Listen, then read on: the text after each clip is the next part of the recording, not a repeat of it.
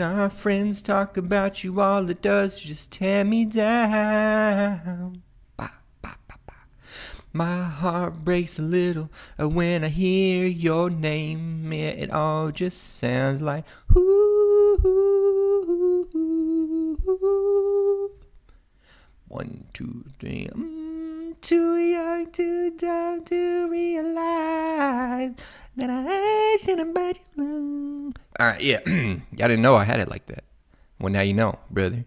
Welcome to episode 32 of the Swift and SwiftUI Learnalong. I am your host, me. And yeah, man, I'm not feeling like doing a long intro today, so you're probably happy about that. We're just going to jump straight into it. Yesterday, we got a lot done, so I'll do a brief one. For those that don't know, if you happen to see this, just in case, this is the first in a long string of streams that I'll be doing. First, we're learning Swift, so we're doing a deep dive into the Swift programming language using the Big Nerd Ranch Guide, 7th edition, great book. Go out and get your copy, okay? No affiliate links, so ain't no pennies going to me, brother. Just a good book that I recommend. And after we work through this book, we're going to go into a SwiftUI course, not Big Nerd Ranch, but I'm sure it'll be fine. We're going to learn that, and then we're going to learn iOS. Why does this sound so... Oh, I don't have my background music on. Then we're going to learn iOS programming, which is the more platform-specific stuff, right? So we'll go deep dive into this book that we're doing now. So episode 32. All the episodes have been every episode has been streamed, but there's been no side, like literally everything yet. Every page of this book has been covered on the stream. So for those that do want to go back and watch, they can. However, I've said this before, and I swear we're going to do it eventually. If nothing else, by the time we start the SwiftUI, but these streams will be edited, chop out all this extra fluff, like right now, chop this stuff out to the best of my ability, and then it'll be a playlist on the YouTube channel, or on it'll be on X too. So if you follow me on X, I'd prefer it if you just followed me on X, because YouTube really just, I don't know, to me it's too congested, and I don't really like the thing about YouTube. I plan on doing this streaming thing for a long time because it's fun, and now that it's viable, there's no reason to not do it. You know what I mean? Because I have no shortage of content that I feel like I could put on. So I plan on doing it for a long time, but I would really like to get going on X instead, just because I'm not really with all the YouTube censorship, basically, is what it is. Let's just call it what it is. But anyway, that's neither here nor there. That's a drop in the bucket. Now, one other thing that I'll tell you about me before we get started, I am not, I just said I plan on doing this for a while, but streaming will never be my main source of income, nor will I consider it my job. I think it's a fun hobby. I don't look down on those who make a living from it. I think it's awesome. That's pretty sweet. But I also think that there is an inherent conflict of interest when you're talking about, especially certain things. It's not such a big deal, right? But I think certain things, certain domains like programming, or really anything where you're kind of guiding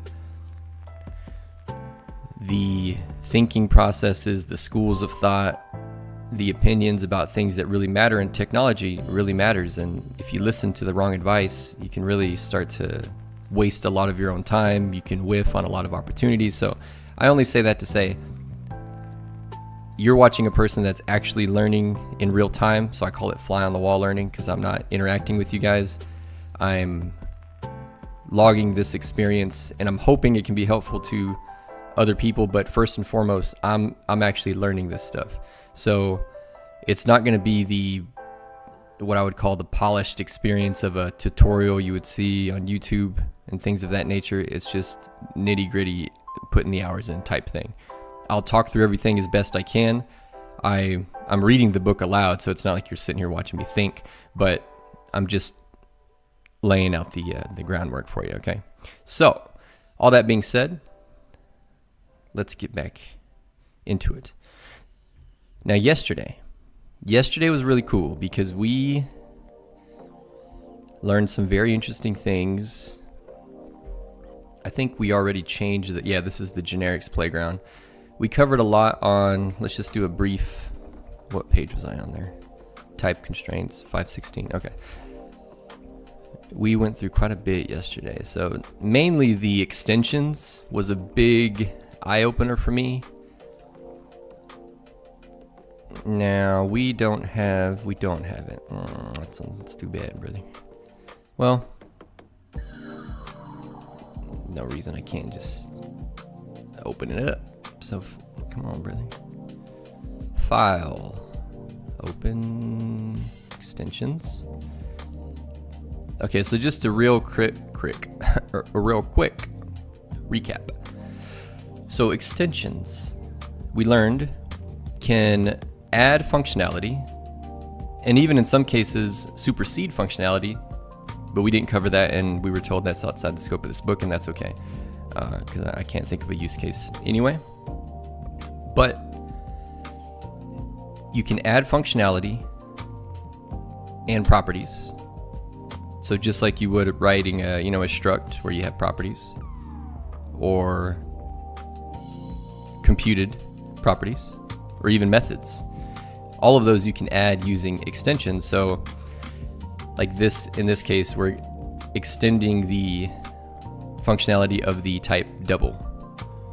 And so now anywhere that we use double, like side length, is of type double. And since we extended double up here, now we would be able to do something like a side length dot squared because of that extension.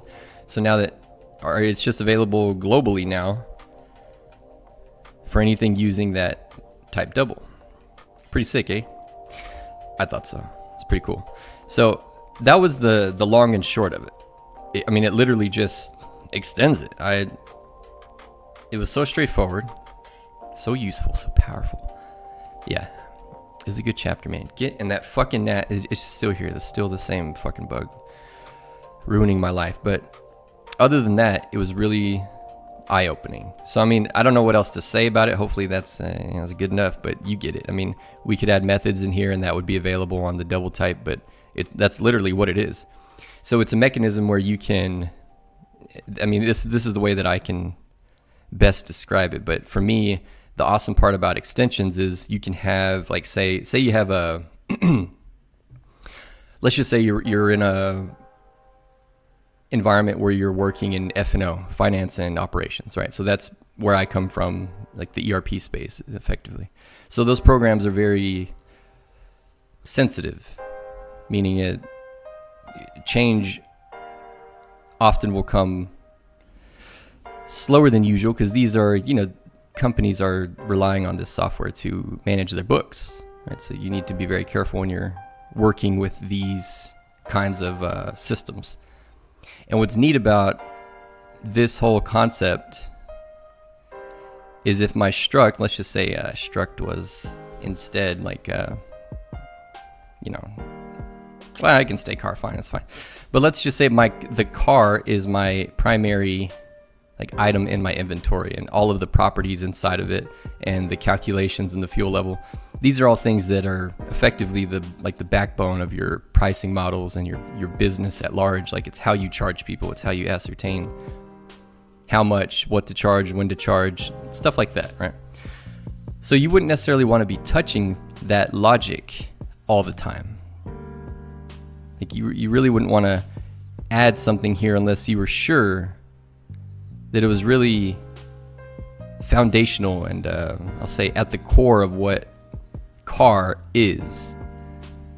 So it's just something you want to, I don't want to call it fragile, but it's something you want to take care when you're modifying, right? It's not a very loosey-goosey thing.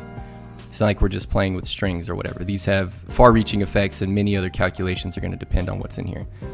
That's where I think extensions really give you a big boost, because you can, if you think about it, you can add things to car. Or, well, yeah, I mean, you could, yeah, this could be extension for car as well. You could do that. But that's the great part about it. You can extend a type. You can extend, I know I'm getting an error, but that's just because, but you can extend any of those. So you can extend the primitives, you can extend a struct, an enum, a class.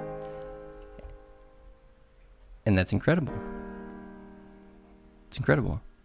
Because now you can iterate without having to modify that foundational code, test, and then maybe if it's, maybe you leave it as an extension, and that's totally fine.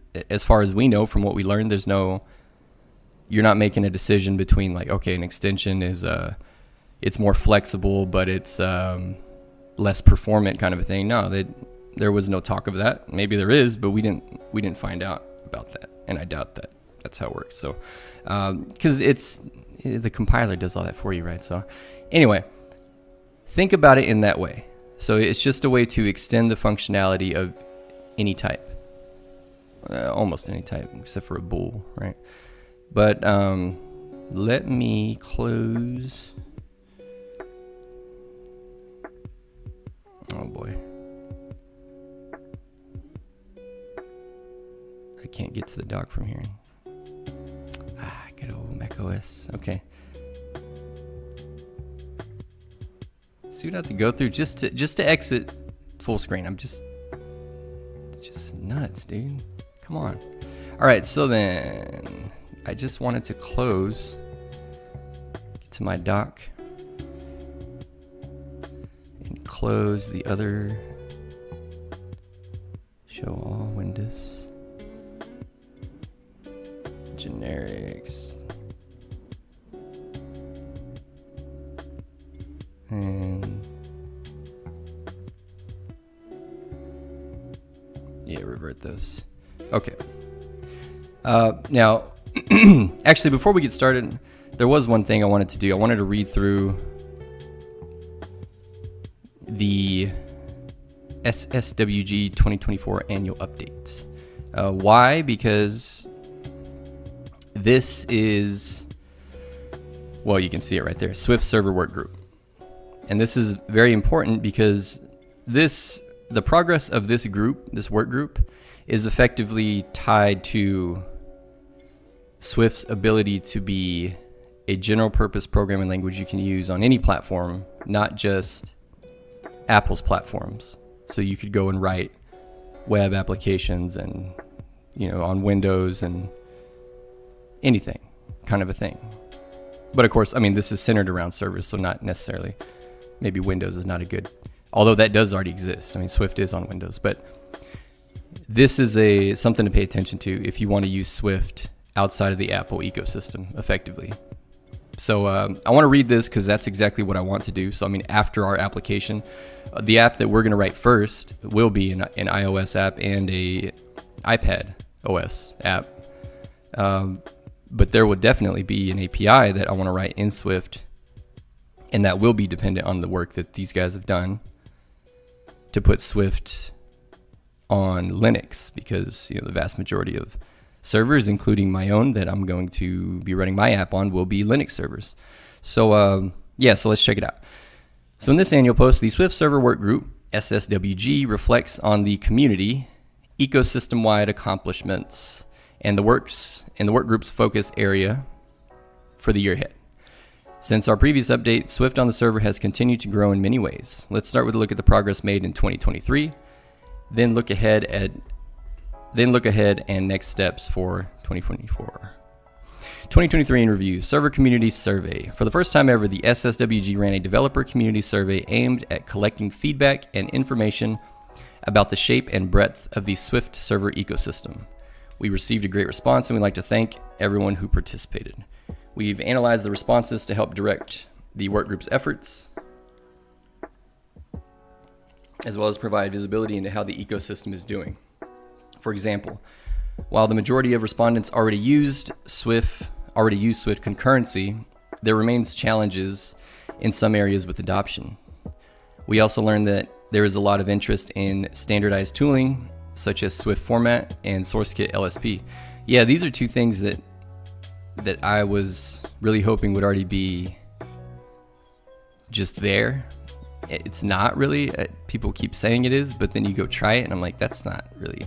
But then again, I came from Go, where they have Go FMT, and you can just run it on your file, and it'll just auto format the whole thing. Whereas the Xcode formatter isn't nearly. It just kind of will do some indentation for you, but that's about it. So it's not nearly as good. So I'm glad that they're doing something along these lines. And then LSP, of course, this is table stakes these days, because ever since that's been introduced, any language worth its salt is going to have its own LSP, which enables you to use it basically in your editor of choice without having to make accommodations or use something that you don't necessarily like. Now that is a little different for Swift, just because obviously if you're writing GUIs, you're not going to find a better experience than Xcode still. But when we get to that point, we'll check out what else is out there. I know the VS Code plugin has gotten some love, so we'll see what it looks like comparatively. You never know, so we'll check it out. But I'm just saying, that's my understanding for now, that still for GUIs, you're gonna hop into Xcode, and that's cool. I mean, whatever, it is whatever. I want a way to use Sublime. That's all I want. I just want to be able to write Swift in Sublime. And I do know that Swift has an updated, I think it was early, maybe January, February this year, updated in terms of in the Sublime package manager, for the plugin. So yeah. And I heard someone say the other day that Sublime is falling off because it doesn't have extensions. Brother, what are you talking about? Sublime has a whole package manager system. Like, it has a lot of extensions. So yeah, careful who you listen to. But yeah, so, and interested in building out support for various IDEs. Okay, you can read the full SSWG Community Server 2024 report over on Swift forums. I kind of want to look at that. We'll get into the code, but we need to know the ecosystem as well, brother. This is just as important, and it is hot. Let me turn on my AC. Hold on.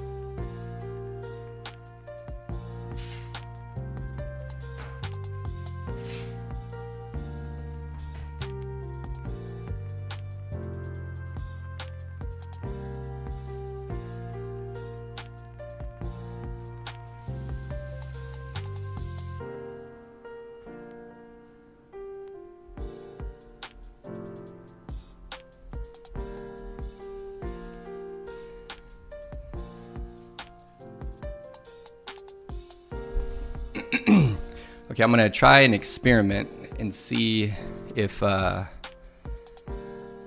exposing my bald head, well, I'm not bald, okay, I have hair, brother, I shave it, all right, relax. But I'm trying, the damn AC in this place is like a turbine. It's like a jet turbine. It's so freaking loud. It comes through the mic. Otherwise it sounds, decent. It sounds fine. But when the AC kicks on, so I'm gonna just try, I remove my beanie, I remove my socks. Okay, I'm trying to keep it at a steady 74 so it doesn't kick on. And I think it might work, we'll see. Okay, so far so good. Yeah, there's I was holding a lot of heat with that little hat. Okay, so this is the survey. Oh yeah, okay, this is the survey. A few months ago, the Swift on server workgroup invited you all to participate in the survey. The input from the survey was taken into account when preparing this year's.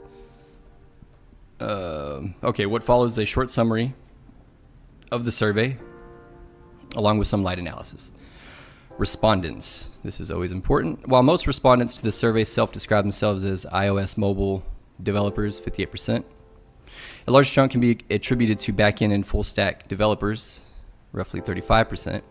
The other kinds of roles respondents describe themselves themselves, what the hell, as were primarily managers, team leaders, but there was a nice amount of fairly low-level programming roles represented, including network, embedded, or distributed system engineers. Yeah, I saw that Swift was being used for embedded now too. I mean, I don't know how widely, but I saw that somebody did it. There was a talk on it. It's pretty interesting. Okay, question. I would primarily describe myself as, and then here's our breakout. So this is what they were describing. Yeah. So clearly still mostly used for iOS, but still. That 21% is interesting, yeah? That's where we be. Well, we're really in both. We're yellow and orange. Oh, no, wait. Just yellow, because that would encompass the other. Okay, so the majority, 40%, is already using Swift for hobby projects. 29% are using it in production and professional capacity. Another 28% is not using Swift yet, but are interested in using it in the future. When asked about next year's plans with regards to Swift, 47% intend to use it in hobby projects. Wait. 47% intend to use it in hobby non-production projects. 7%. Oh, up 7%. And 43% intend to use it in production. Whatever. None of this is okay. Here we go. Swift language. A great thing in server-side development with Swift is that upgrading your dependencies and Swift versions can often be done pretty easily, as there is no long tail of end users with older operating systems to support. Yeah, that is nice. Organizations are free to update to latest versions or even try nightly tool chains whenever they feel ready to do so. This is reflected in the responses to the currently used Swift version. This is right. Oh, okay. What Swift versions are you currently using for server-side apps? 4. Swift 4, brother? That's pretty interesting. Well, the nice thing is, I mean, not that it really doesn't matter, but I mean that's what I have installed is 5.8. So it looks like maybe around that time there was really a boost, a boon, a dust up, a kerfluffle. The vast majority of developers, 49%, use the current, at time of posting the survey, Swift release. Yeah. With the second dominant group, I guess it would be dependent on the time of the survey too. I'm really just looking for, maybe not the survey. I'm not necessarily interested in that. Sorry. But go check it out if you want to read it. But I really want to know more about the Swift server work group, because that's really what is going to impact our ability to write Swift on all platforms and not just Apple. So the SSWG has continued to focus on growing the ecosystem by incubating packages and providing guidance to package authors. I like that they're doing that. So they're just, the community, if a particular package, like for async or whatever, I don't know that was community, I'm just saying, as an example, comes about, then they'll support those projects and then look at rolling them into the standard library, maybe, which I think that's just, that's the best way to do things. Best of both worlds kind of a thing. We've seen a lot of new in development and improved packages in the last year. By participating in the Google Summer of Code, we were able to provide Swift Memcache GSOC. What the hell is that? Which makes it easier to communicate with Memcache servers. The wire protocol and higher level connection APIs are done, with connection pools and key sharding on the roadmap. Key sharding. That sounds cool. Adoption of structured concurrency. We've seen a lot of progress on the adoption of structured concurrency. Most new libraries are adopting it, and we're working on a guide to help existing libraries adopt it as well. Okay, we'll have to see what that is. Two big drivers of structured concurrency in the ecosystem have been Swift NIO's introduction of NIO async channel and the service group in the rewritten service lifecycle package. Together, they are foundational pieces for higher level libraries like Hummingbird, which is a web framework for building. It's kind of like, I guess you could,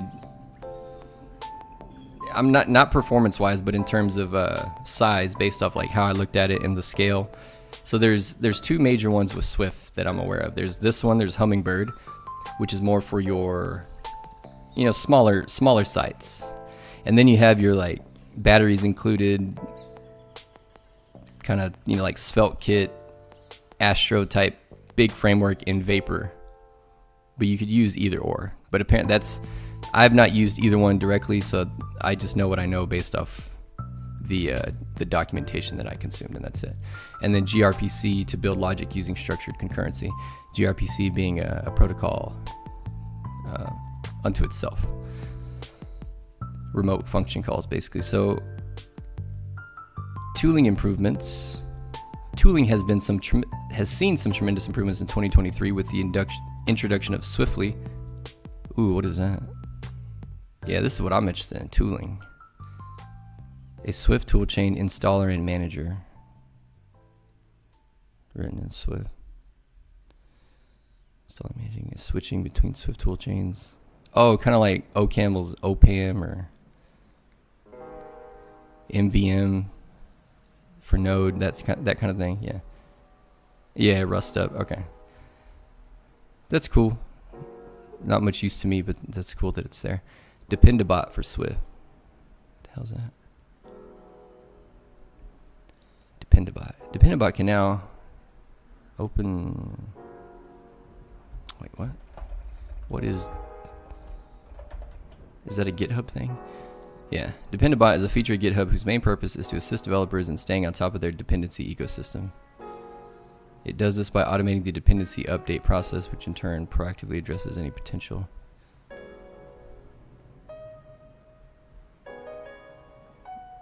I don't know about that. And chiseled containers.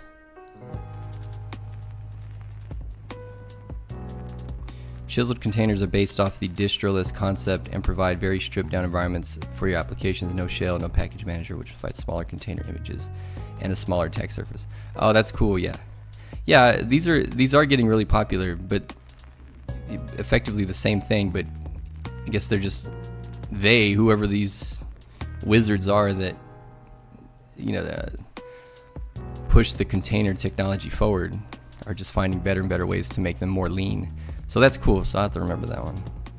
Matter of fact, I'm gonna save that link to. Okay. In addition, thanks to the introduction of package plugins, we've seen the OpenAPI generator. I think I know what that might mean, but let's take a look. Generate Swift client and server code from an OpenAPI document. Really?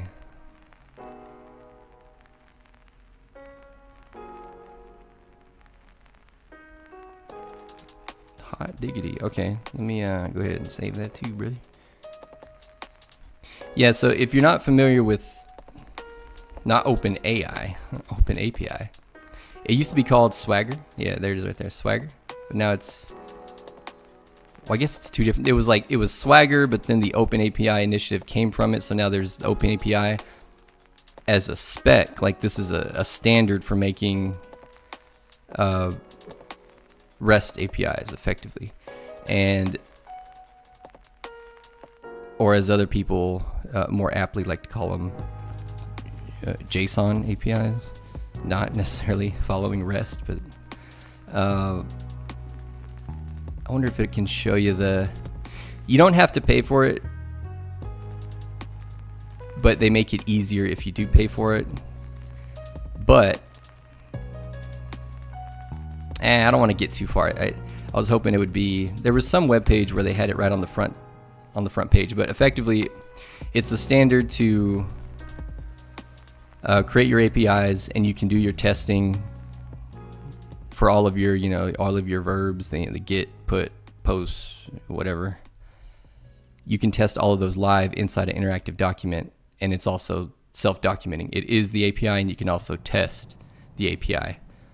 So that's cool. So if you give it a certain format, it can generate your web calls in Swift for you. That's pretty sick. But certainly not new. I mean, you certainly see that with other languages. So I'm glad that Swift got that. And then new members since our updates. Okay, good for you, buddy. Proud of you. Ecosystem. Last year, we saw 7 new packages enter the SSWG incubation process. A tremendous amount of work has been done on these packages, showing how rapidly the ecosystem is expanding.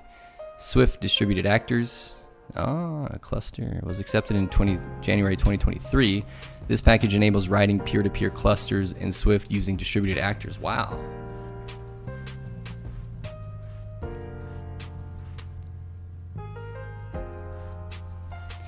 So what's really cool about that is mainly the reason why I was looking at Elixir initially, because it's built on top of Erlang, and Erlang has, I mean, I don't know that it was the first to do it. I think it was, because it came out like way back in the 80s, and it was trying to solve problems for telecom, which is, if you think about it, like a distributed system.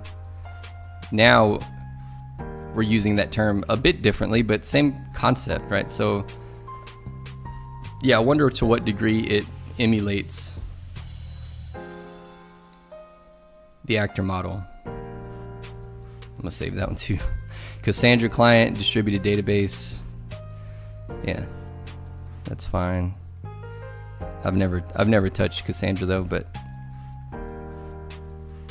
SQLite. I love SQLite. This package provides a SQLite driver for Swift, so let's save that one for sure, brother. It's commonly used through Vapor's Fluent ORM. Swift service context and Swift distributed tracing were accepted. These packages enable distributed tracing for Swift, rounding out the 3 pillars of observability. I'm not sure what that means. Discord BM. Discord BM is a Swift client for Discord's bot API and is the foundation of Vapor's Pinnybot. Huh.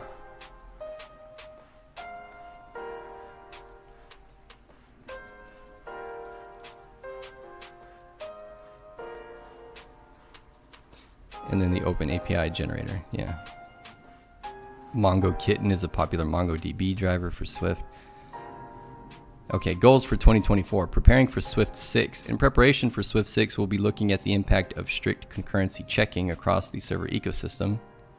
So that's coming in 6. It's already there now, like in our version, well, 5.8, 5.9. Or no. I think 5.10, it's there, but it's opt-in.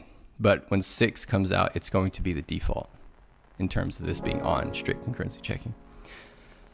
Let's see what else. Standardized HTTP server and middleware. That's great to hear. Good. In 2023, we've extensively prepared for a standardized HTTP server and middleware. The in-progress Hummingbird rewrite is already taking advantage of the new HTTP types. The goal for 2024 is to produce a low-level, general-purpose HTTP server package. Oh, so it's not. Okay. It's not done yet. Okay. Marketing Swift on the server.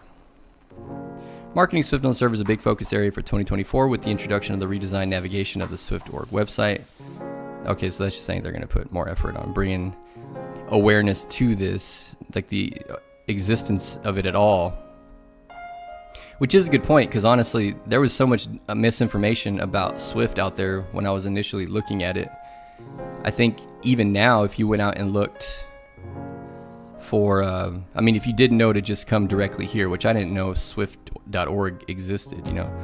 So, yeah, there's the general consensus still, even today, I would say, is that, you know, Swift is something that you can't really use anywhere outside Apple's ecosystem, but clearly that's not true. So you got to be careful with what you hear from, you know, the others, as I like to call them. All right, so that's that. That is the lay of the land for 2024. I guess, you know, my biggest takeaway is some of these packages were great to know about here. So even for that alone is worth it, but also the standard HTTP server that's coming. It's really the biggest thing 2024 wise. But that's probably because, I mean, I'm sure this is a bigger deal to some folks, but we're not there yet. Those are not our problems, you know what I mean? All right, so let's go pull over. Gotta love it. And what time is it right now? It is 11:13. Yeah. So if you gotta take a pee, gotta take anything else, do it now, because that's what I'm about to do. Not that we have to like share bowel movements or whatever. I'm just saying, brother. So we'll be back. See you at what time? 11:13.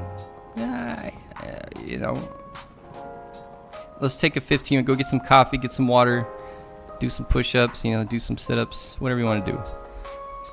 11, I'll just call it 11:30 CST. We're coming back, and then we're gonna kill it for 4 straight hours, brother. You got it? Well, maybe. Nah, yeah, we probably will. At least 3, probably 4. Okay, be right back.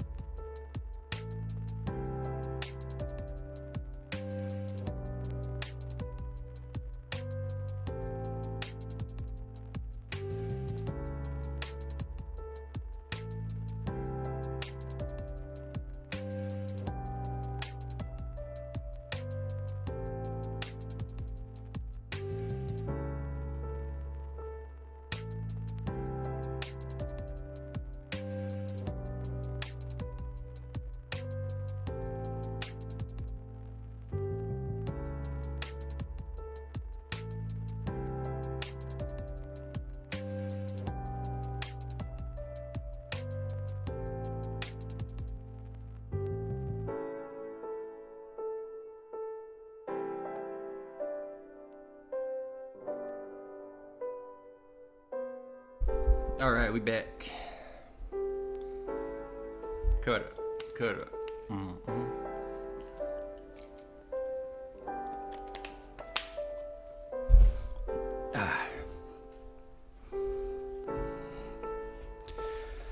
Now then, if we get it back to a reasonable size, and let's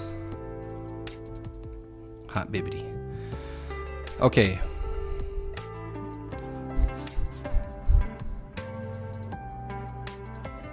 Man, that music.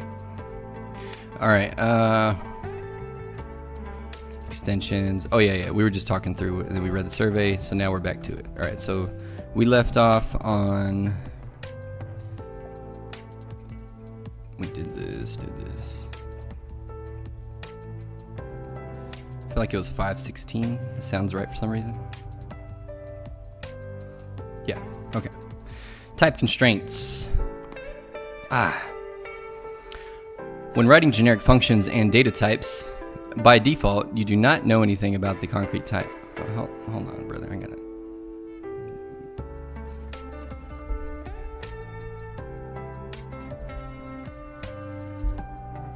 The music is going ham. Let's turn that down just a notch.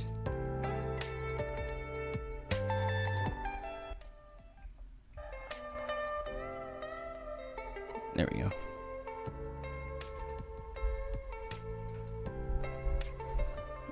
Okay. Type constraints. When writing generic functions and data types, by default, you do not know anything about the concrete type that is going to be used. You create stacks of int and string. You created stacks of int and string.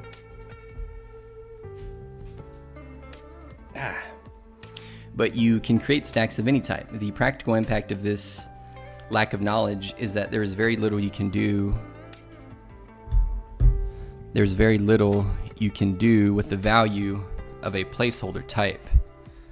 There's very little you can do with the value of a placeholder type. Okay. Goddamn fucking. Okay. For example, you cannot check whether two of them are equal. This code would not compile. Func check if equal, then generic syntax t. First argument is first t, and then second, it should return a bool, return first, second. Okay, yeah, so you can't, okay, yeah. This function would be called, if you can't see that, it's right there, brother. This function could be called with any type, including types for which equality does not make sense. Right, like an integer to a string. Such as closures, or that. It's hard to imagine what it would mean for two closures to be equal. Is it? Swift does not allow the comparison. Generic functions would be relatively uncommon if you were never able to assume anything about the placeholder types. If you're never able to assume anything. To solve this problem, Swift allows the use of type constraints, which place restrictions on the concrete types that can be passed to generic functions. To solve this problem, Swift allows the use of type constraints, which place restrictions on the concrete types that can be passed to generic functions. Okay, I see. So for a given generic, or maybe two generics, you want them to be able to always have some level of compatibility such that you can use the equality operator and compare them. So in some way you want to control what the placeholders will accept. That makes sense. Yeah, that makes sense. Oh yeah, brother. Okay, so there are two kinds of type constraints. You can require that a type. Yeah, I really should have included the whole thing. There we go. You can require that a type be a subclass of a given class. You can require that a type be a subclass of a given class. Or you can require that a type conform to a given protocol or protocol composition. Okay, good. Yep. That's what we'll use, pardon me. Hot dog. For example, Equatable is a Swift provided protocol that states that two values can be checked for equality. You'll read more about Equatable in chapter 25. Chapter 25 is going to be crazy because they've been hyping it the whole book. To see how type constraints work, write a check if equal function, including a constraint that T must be equatable. To see how type constraints work, write a check if equal function, including a constraint that T must be equatable. Okay. We're still in generics, right? So escape from that. DD I func check if equal. So that's the function, and then pokey, left pokey to open up the generic type syntax. Equatable. So we're saying the type T conforms to protocol equatable. Okay. And then we open up the arguments list. Anonymous external parameter for underbar, so we don't have to pass in anything. We can just pass the values. And then the actual internal parameter for that anonymous external parameter is called first. And it is of type T. So now we know, I mean, that basically just means it's going to be the type that you use in the placeholder. So it could end up being anything. Well, assuming it conforms to equatable in this case, since we literally just wrote that. And then we got our second external parameter.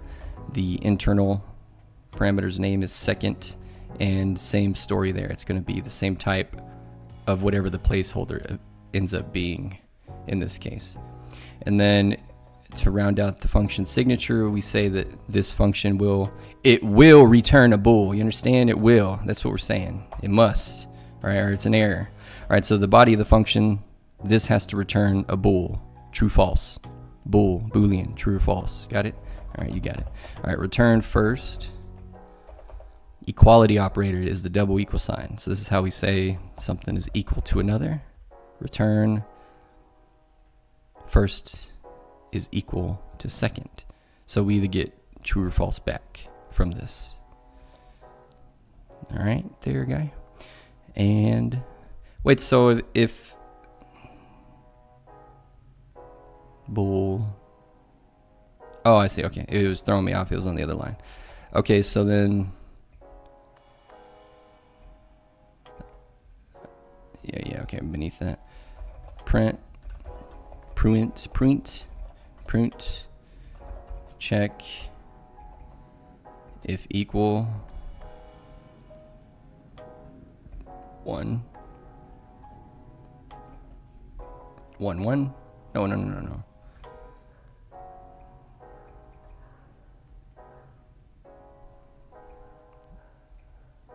1 1. Yeah. Why are there two? Oh, because the check if equal. My bad. Okay, print. And then again, check if equal. But this time we want a string for the first argument. And for the second, same thing, a string. Okay. And then print check if equal. For the first, we want yet again,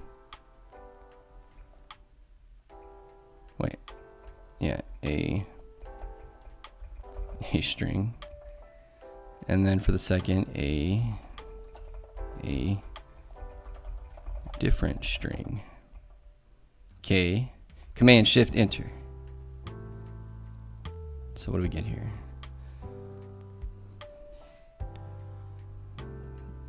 So this is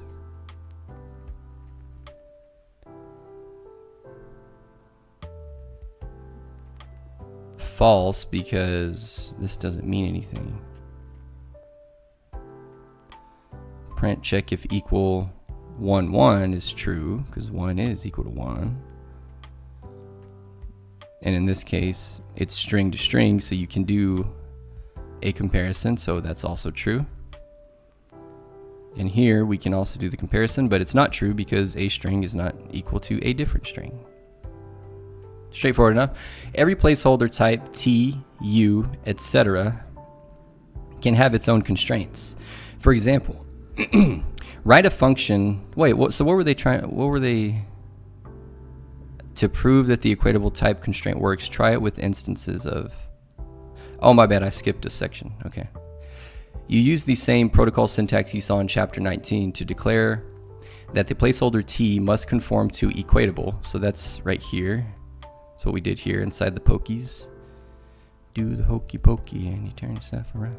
This allows you to, that's what it's all about. Okay, this allows you to check the instances passed into the function for equality. This allows you to check the instances passed into the function for equality.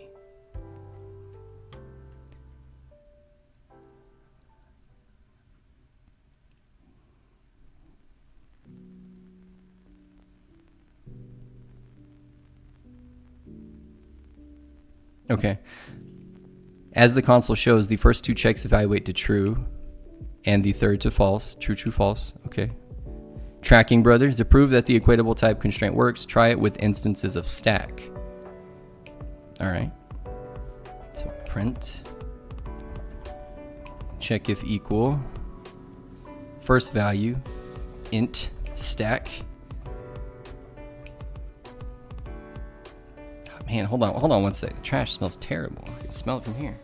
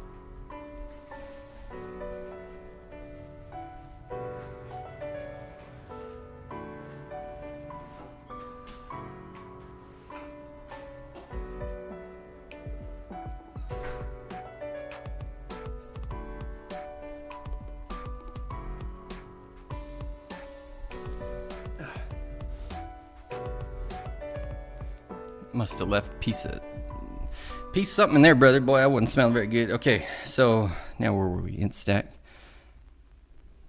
and doubled stack. Doubled stack. Okay. This code emits a new error. Global function check if equal requires that stack conform to equatable. Sure enough, the compiler is enforcing the rules that you gave it. Remove the failing check. Okay, so whoa. What's the problem, brother? Equatable. Oh, okay, because I see. You can't compare int to doubles, and that's what we're trying to do. And since they cannot, it does not conform to equatable. I will refrain. I wanted to see the code, but that's okay, because that's literally what we're doing. So it's just it's a generic. Okay, so then get rid of that. We understand what it's doing now. So all the others were valid because they were of the same type, and they could be, the equatable nature of them could be ascertained to either true or false. So using a type, oh wait. Remove the failing check. Okay, we get rid of that. Every placeholder type, T, U, etc. can have its own constraints. For example, write a function that checks whether two custom string convertible values have the same description.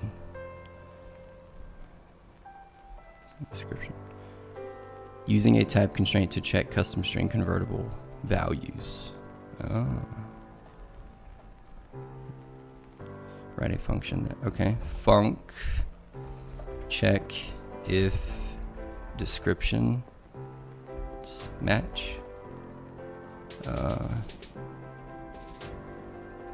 T, so the type, and we're saying the first type T in this generic will conform to custom string convertible. Second placeholder type U, custom string convertible. Then I close the pokey syntax. Now the arguments. So we have first, second. So same as the last function in this case. And we're still returning a true false. That's what we want back.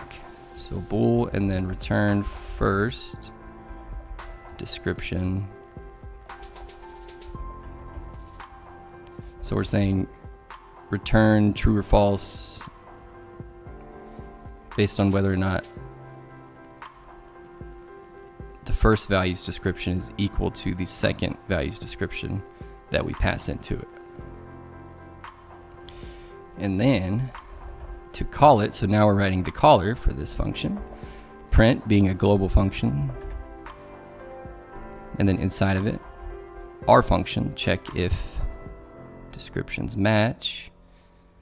And for the first, wait, check if, yeah, int 1.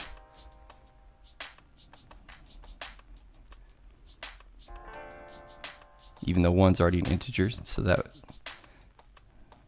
it's odd. And U int 1. And that should be false, eh?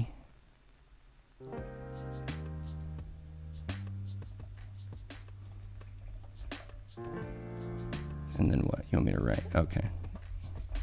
Print, check if descriptions match. And now we're doing 1 and 1.0.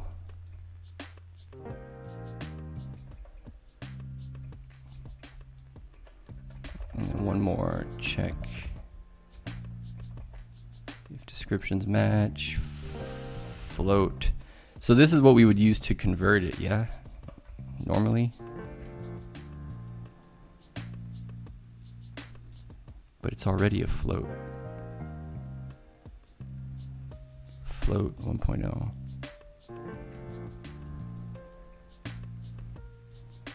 I'll have to ask the Oracle. I don't know if that's doing a conversion or if it's casting or what it's doing to those values. 1. Okay, now let's. Okay, print check if descriptions match. Int 1 and unsigned integer 1.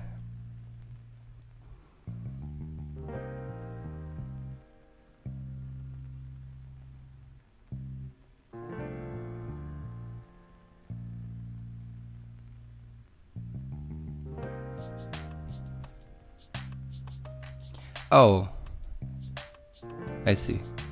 No, I don't. Tell me. I don't know what those do. The constraint that both T and U are custom string convertible guarantees that both first and second have a property name description that returns a string. Oh, right, because we're comparing the property, the value that's in that property for that type, not necessarily. So these have no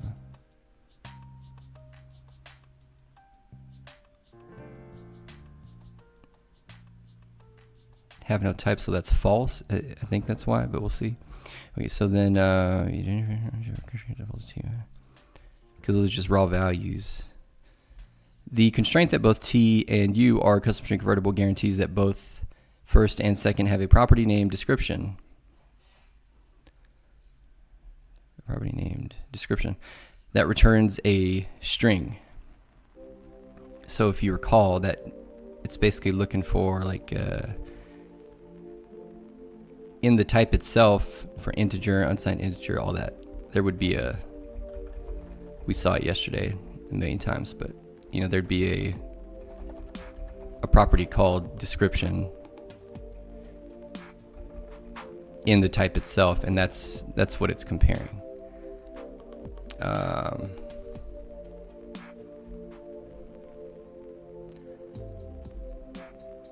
Have set a restraint. Yeah. If they do not, the compiler will issue an error. Even though the two arguments may have different types, you can still compare their descriptions. The console shows that the first and last comparisons evaluate to true, and the second to false, which is, yeah, true, false, true. Yep.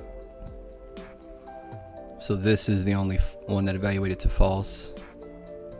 Your playground is getting chatty again. You might want to comment out some of your print calls to make future output easier to read. You will not need any of them again.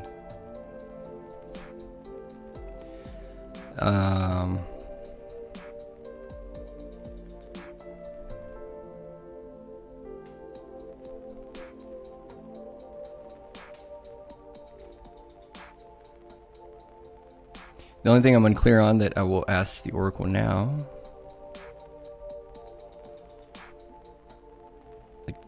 I just want to know the exact reason why connect apps to access. Get out of here. I just want to know why it evaluated to false.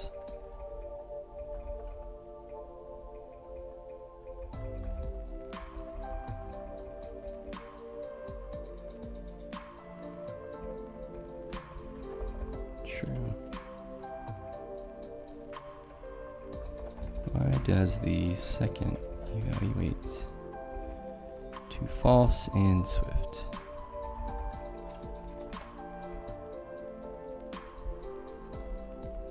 And I'm going to turn the error on again.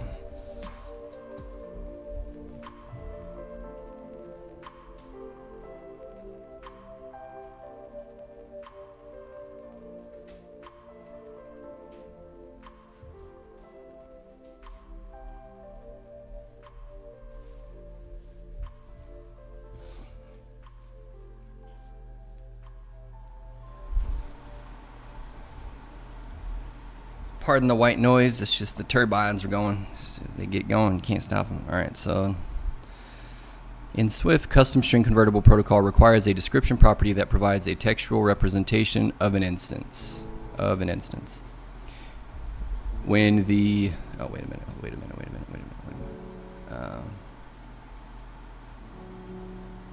Okay. When comparing the description properties of two instances, Swift converts these instances to strings and then compares those strings. Custom string convertible protocol requires a description property that provides a textual representation of an instance. When comparing, okay, yeah, so we saw that yesterday. Let's analyze the provided check if descriptions match function and the three test cases. So int1 and uint1 both have the same description 1, therefore is true. Okay. Print, so this is one without the types. The integer 1 of type int has the description of 1. The floating point number 1 of type double through inference has a description of 1.0. Oh, I see. Oh, man, okay. Okay, and then float and double, so these would not be the same value, but their descriptions, since they get stringified to 1.0 in both cases, are equal. So first would not be equatable, or it would be equatable, but it would not be equal. First would not be equal to second,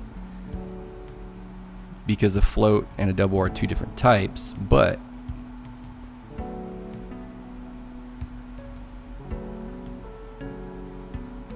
but first dot description and second dot description, since they're both strings and both come out 1.0, that is true. Okay. In summary, the second test evaluates to false because the description of 1 as an integer and 1.0 as double are different when converted to strings. Yeah. The integer 1 is described as 1, while the floating point number 1.0 is described as 1.0. Okay. Thank you, ChatGPT. Good job, brother or sister or robot. All right, so now, oh, it wants me to comment out these. Apparently we won't need these anymore. I'm not gonna need them no more. I thought that's how you did that. Yeah. Okay. And then these as well. But yeah.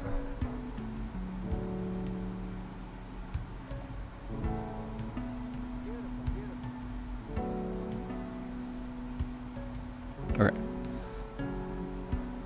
Associated types. Now that you know that types and functions, including methods, can be made generic. Now that you know that types and functions, including methods, can be made generic, it is natural to ask whether protocols can be made generic as well. The answer is no, in quotes. However, protocols support a similar and related feature, associated types. Let's explore associated types by examining a couple of protocols defined by the Swift standard library.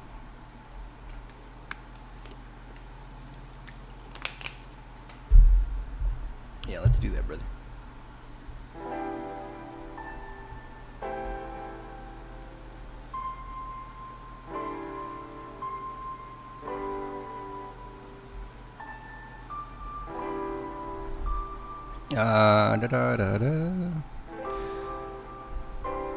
Where,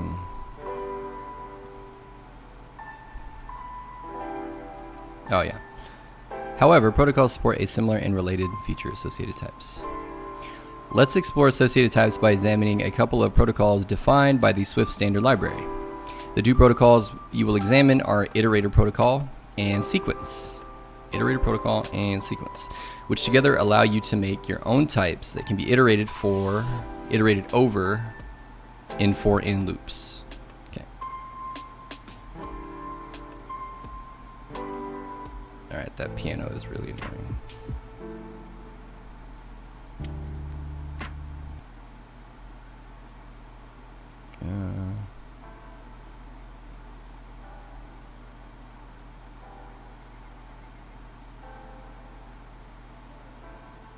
It's better. There was a Japanese lo-fi. Yeah, just the pling plang pling plang fucking piano just like cuts straight through to my cerebrum, brother. Cerebral cortex, straight there, right to my whatever center controls annoyance. That's where it goes. Fucking piano sounds. Same key over and over. Okay, so let's explore associated types by examining a couple of methods defined by the Swift standard library. The two protocols you will examine are iterator protocol and sequence. Which together allow you to make your own types that can be iterated over in for-in loops. These protocols already exist in the Swift standard library, so you should not type them in. First, have a look at the definition of iterator protocol. Okay, so we won't type them, but we'll copy and paste just to show what it's saying for the audience. Protocol, iterator protocol. Associated type, element. Mutating func. Oh, I see. So when you... Wait. Weird. Associated type. Mutating func next.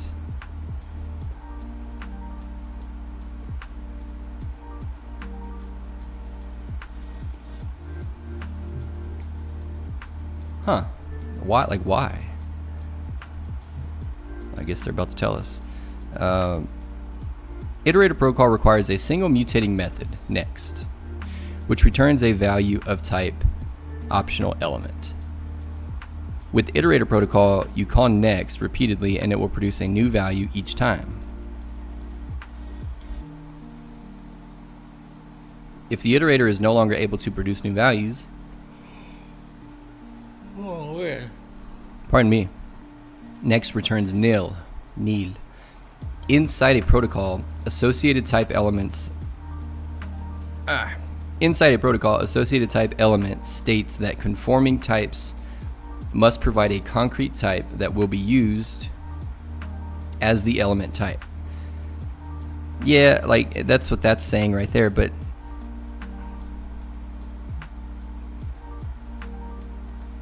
I don't know. I just like to challenge this stuff until it proves me wrong, but yeah. Really though, for protocols, brother? Okay, so returns nil. Inside a protocol, element states conforming types must provide a concrete type that will be used as the element type. Conforming types specify what element should be. Conforming types specify what element should be by providing a type alias for element inside their definitions. At the top of your playground, create a new struct called stack iterator that conforms to iterator protocol. All right, brother, relax. So, struct stack iterator pokey t. So there's our placeholder type.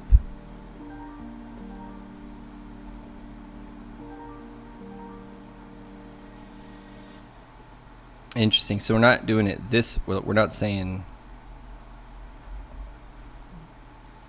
So not the type itself inside.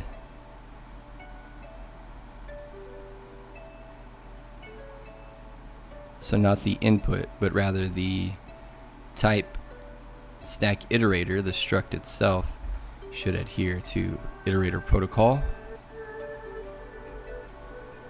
And then the body. Type alias for element. Okay, so we're saying we're providing a type alias for element because it's inside the iterator protocol. So that's where we're able to call on that, or it's why we're able to call on that. And then it's equal to t. So we're saying that the placeholder element inside the iterator protocol that we just saw, when we use it, it should be equal to whatever the type is that we pass to it, effectively. Yeah, all right, brother. Chicken and egg. Okay, so then, we got another var stack. So now we got the variable, and it's of type stack.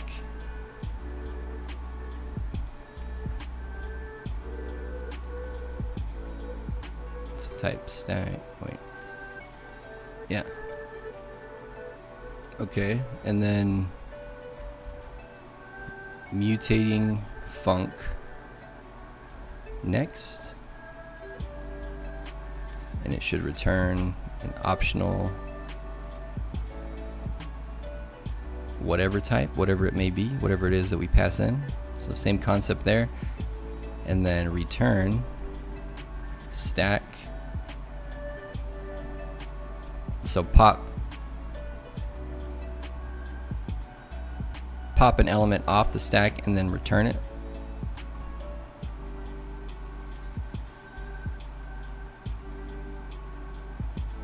I think that's what it's saying. Okay. Stack iterator. So our struct itself wraps up a stack here.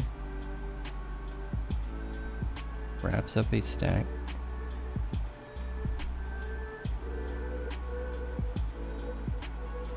And generates values by popping items off the stack. The type of the element that next returns is t. You set the type alias appropriately. Right there. And create a new stack, add some items, and then create an iterator and loop over its values to see stack iterator in action. So var my stack. Okay, so now we're making an instance of stack.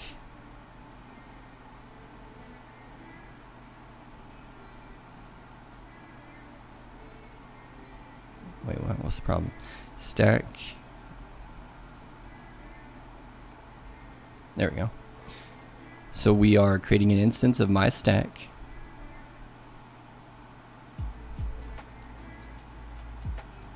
Giving it a type of integer. And this just initializes that empty stack, which is a struct. And then my stack.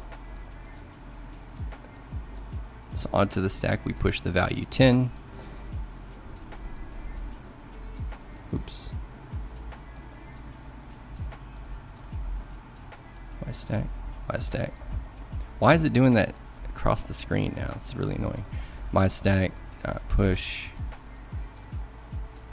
30. So in order, it'll be 10 at the bottom, 20 on top of that, 30 on top of that. So 30 would be the value at the top of this stack.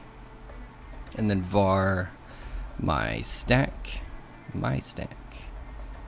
iterator is equal to stack iterator stack. So that's for the first value t. And wait, my stack iterator stack. Yeah. Stack my stack.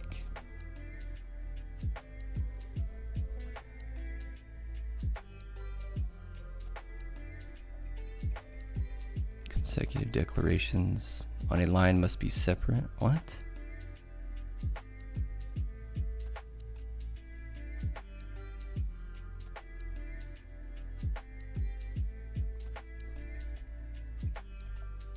What are you talking about?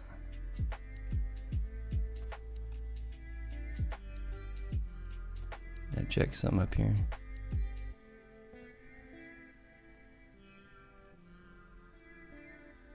Oh, I didn't close this off.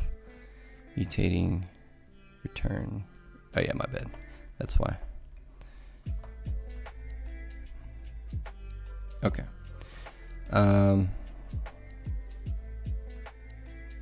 Where was I? Stack and use stack iterator. Push 30. My stack. Okay, there I am. While.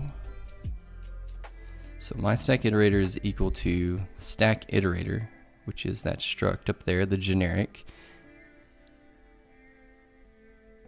We pass in my stack for the stack value. So the 10, 20, 30. So 3 elements in that stack.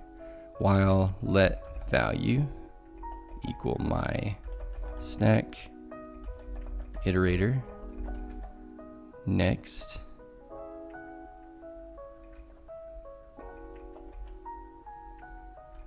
Print got value. Okay, so it should say got 30, got 20, got 10, and then got nil.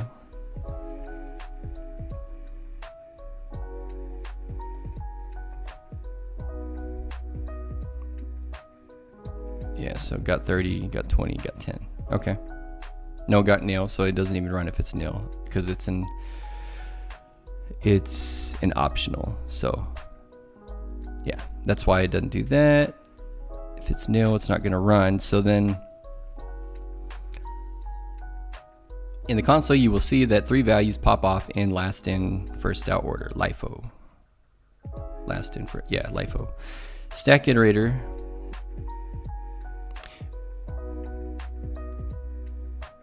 LIFO, FIFO, well, really just an average cost, or some people call it weighted cost.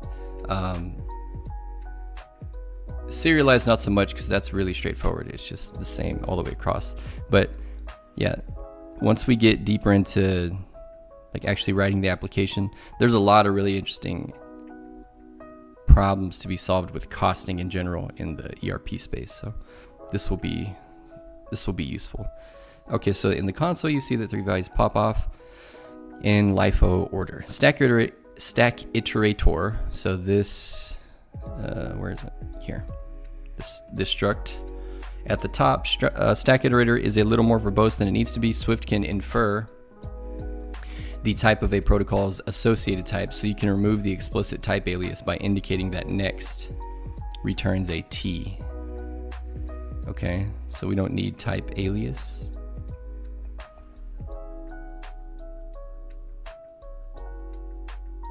And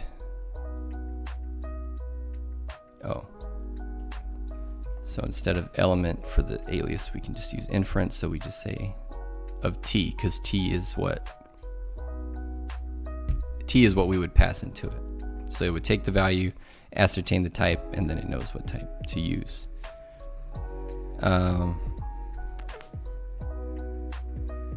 Tightening up stack iterator. Okay, so that's what, just those two. Okay, the next associated type protocol you'll examine is sequence. Remember, it already exists in Swift standard library, so do not add it to your playground. The definition of sequence is large, but the critical part is small. Okay, so let's just, no.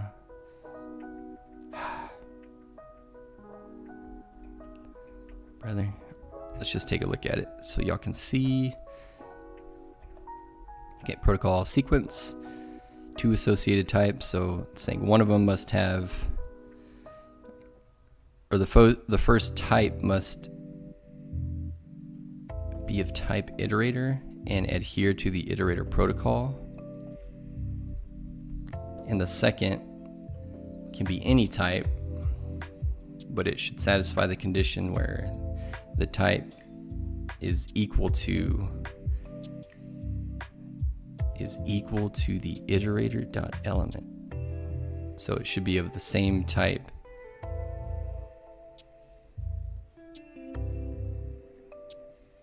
as whatever you're iterating over. So just saying that these two should be the same, and then a method to make iterator, func make iterator, return iterator. Okay, so, but that's part of the standard library, so it's saying we don't need to type that necessarily. And sequence has 2 associated types. The first is named iterator.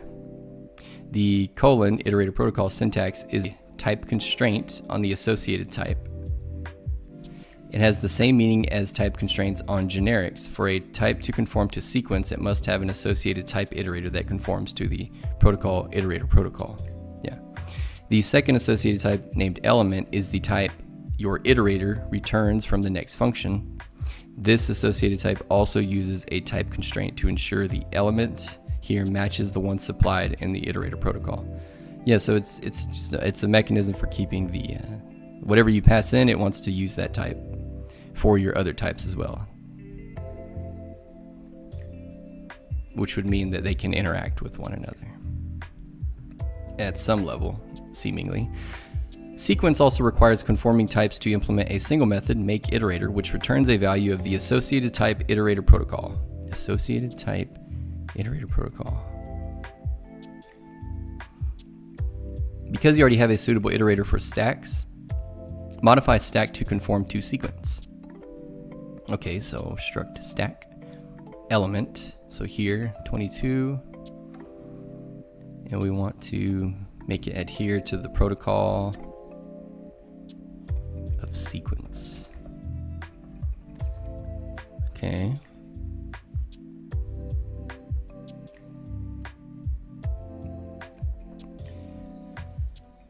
So we get an error, and that's because we don't have within this type, this struct, we don't have the method make iterator that it requires. Okay, so we'll add that, and func make iterator.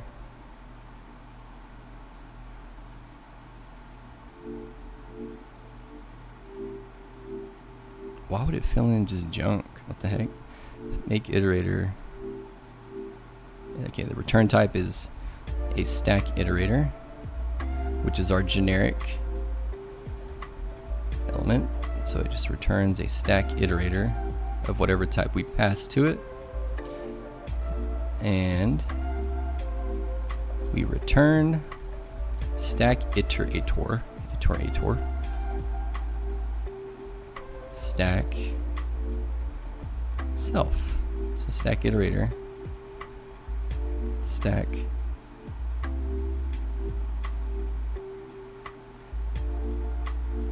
make iterator. It returns a stack iterator.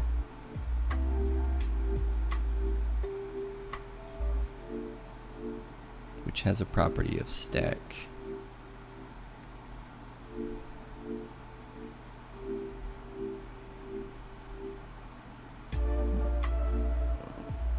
Good God, I don't know that I'll ever use generics.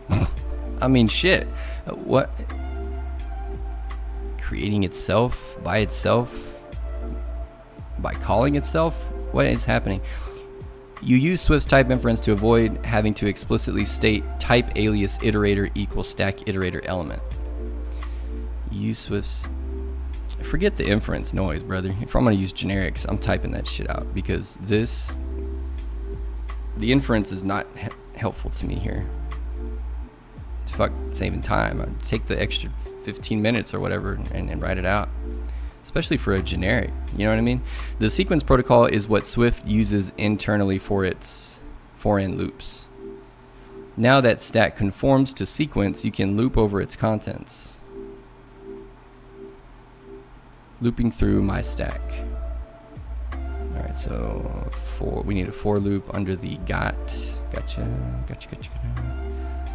For value in my stack. So value being the iterator here in my stack, which is our stack instance of stack we created. So that's what has the 30 20 10. So for every value in my stack, do this thing, and we want to print for in loop got, and then the value from the stack that we get. Command Shift Enter. So what do we get? For in loop got 30, for in loop got 20, for in loop got 10.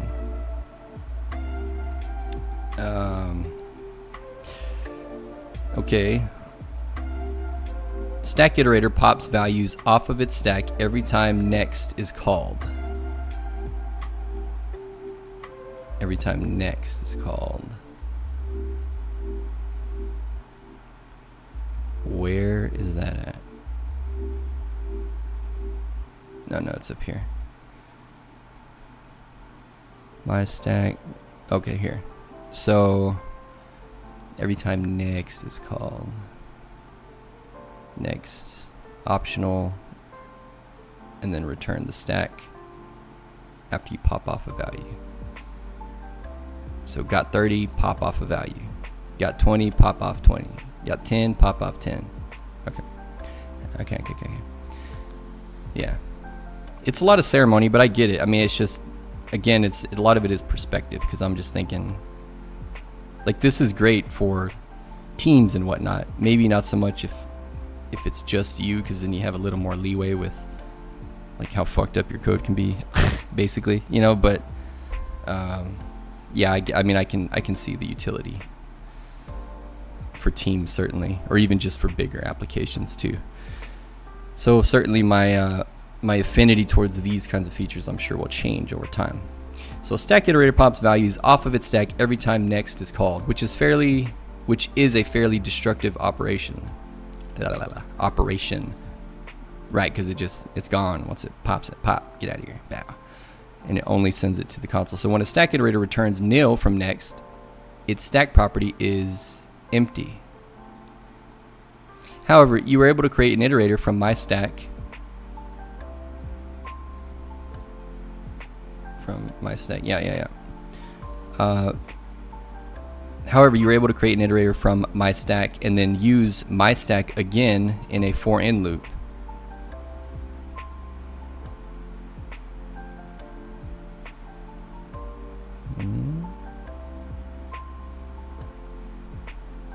Oh. Okay, so you're saying we did this, but then we were still able to use it here. Let's just start over. Stack iterator pops values off of its stack every time next is called. Stack iterator, this thing does do that. That's what we just read here. Okay. Which is a fairly destructive operation. When a stack iterator returns nil from next, its stack property is empty. However, you were able to create an iterator from my stack and then use my stack again in a for in loop. So we use it again here after interacting with it already here. This reuse is possible because stack is a value type. Oh, so it's making a copy. So this is working on a different instance of this. I see, brother. Which means every time a stack iterator is created, it gets a copy of the stack, leaving the original untouched. Hot diggity dog. That's pretty cool. It's cool to think of that way, because then you could have like in my case, I'll just show you real quick. I swear, just relax. It's not gonna be a long thing. Just calm down. I'm not trying to Theo you, you know, even though I love Theo, but I don't love him. I like Theo. Just I wish he'd cover less drama. So but no, I do like Theo. There's another guy on YouTube that he probably does the best like diagramming that I've come across. I don't know his name, but fucking get the I'm gonna fucking lose it off this one goddamn net. I need to get a vacuum in here ASAP, or just chase it around. Allocate one whole day, just find that fucking bug. But yeah, so if you had like an object, how can I get a thingamabob going? You know, and we can call it primitives. And so like each of these, algo 1, algo 2, these could all be objects or algorithms or chunks of data, like weekdays or like relative dates for the year, stuff like that, that the different data could play off of. And then each time that other functions, you know, the different functions call it, you know, they'll all be different. So I'm just indicating they do different things because they're different shapes. But each time you're going to get the same copy of all these primitives. And so then you can have like if you think about it, these primitives could be relative to food manufacturers, and then others, a different set, could be relative to discrete manufacturers. But whatever relevant core data they want to work with, you know, these could be links or measurements, specs for different equipment out on their floor. And then based off the different functions, they can all work with that same data, but chop it up and parse it or transform it differently. So I like that a lot. So that would be, in my head, that's where I see like something like this being implemented. So that's really cool. Yeah. Yeah, there's a lot of, yeah, okay. Yeah. We'll leave it there for now. So stack iterator, oh wait, we read that. This reuse is possible because it gets a copy. Note that the order of items you see, what is that?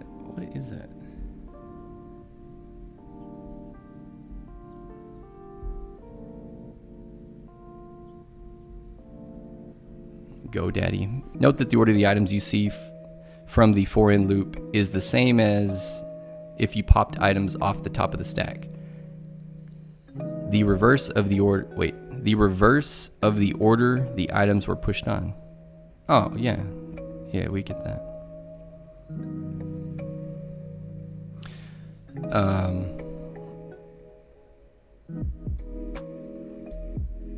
If you didn't catch that, it's just saying the things on the stack. I guess that would be a better shape to use. So we push them on in order.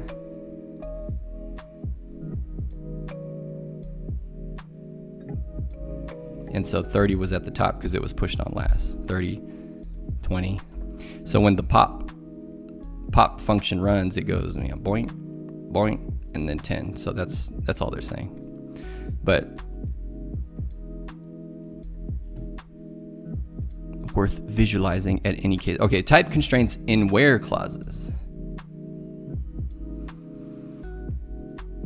Where clauses are near and dear to my heart. I like these a lot. I think they're the best, like, kind of conditional. It's always made sense to me. But then again, you know, I wrote SQL for 10 years, so I cut my teeth on where clauses, you understand? And joins. So you have seen the powerful where keyword used to apply constraints to each iteration of a loop or a case of a switch statement.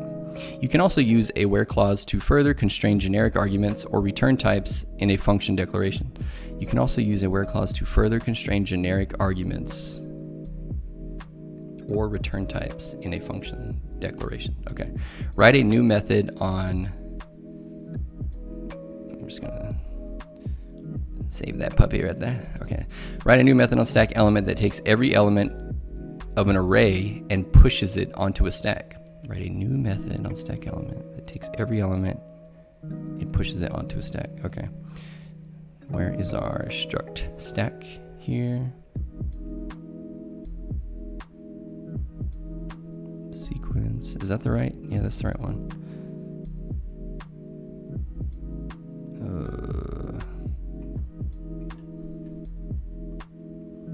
Sequence mutating. So if we are within a type, class, struct, enum, if our method is going to change the value of one of the properties, like in this case items, we have to explicitly say it's mutating, because by default the functions, or rather the methods, are immutable if we just write func. So that's why we're doing that. And then push all, yeah. Anonymous external parameter name, internal parameter name is array, and it is of type an array of element, i.e. whatever we pass in there based off our instance that we create. And then for item being our iterator in, so iterate over the elements that we pass in. So that first argument, so array is our first and only argument in this case. In array. Self, so referencing this very instance. Push item. So whatever with each element that it receives, it's going to take that element and push it. Yeah, push it. And then we know that items in this case is somewhere. It's an array somewhere, yeah. Items. Where you at, brother? Item. Oh, there we go. Yeah. Yeah, so it's an array. Just an empty array. So that's what we're doing. So we're, with each element in the array that we pass in, push it onto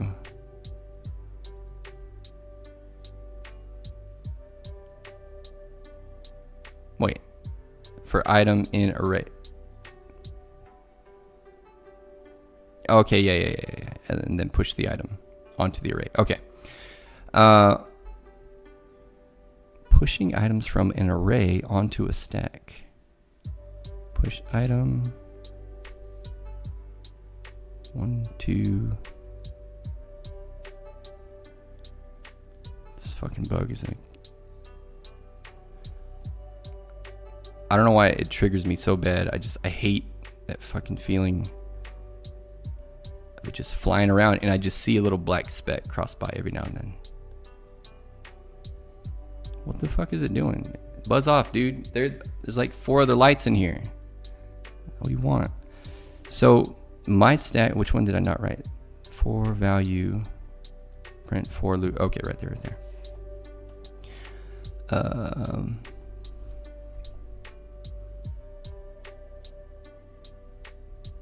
Wait, no. That's where it was. And then for value. Now you got me twisted up, brother. What are they pushing items from an array onto a stack? Struct stack element. So that was here. And then we wrote the function there. What is that third one?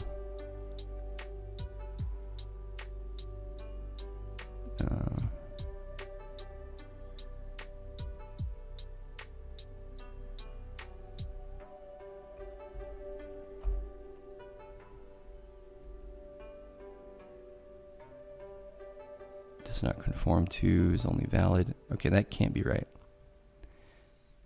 So that's just a struct unto itself. Should it be? I twisted these up somewhere. For value in my stack, we got that one. For value in my stack. Yep.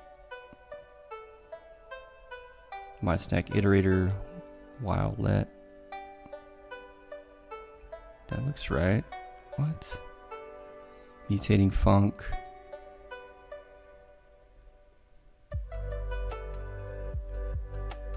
Push all.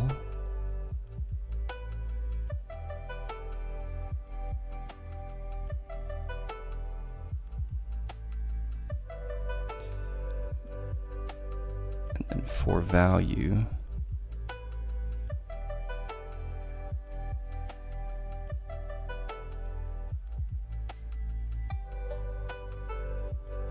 Son of, oh, here's for value in my stack print for and loop got value. So I guess we're moving up here. My stack dot push all, and then here's the array we're passing to it. 1, 2, 3.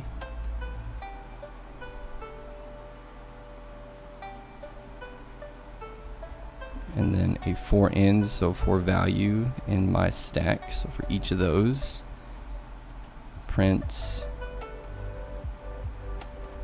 after pushing got, and then whatever the value is.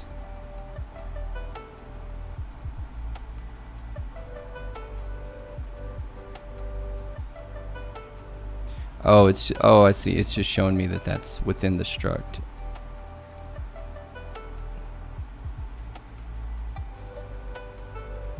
And that this is separate. Okay, so that should be right. All right. Okay. Crack that baby open. But I didn't get. Oh, there we go. Let me make this bigger and let's compare. Pause. So then. Okay, after pushing, got 3. After pushing, got 2. After pushing, got 1.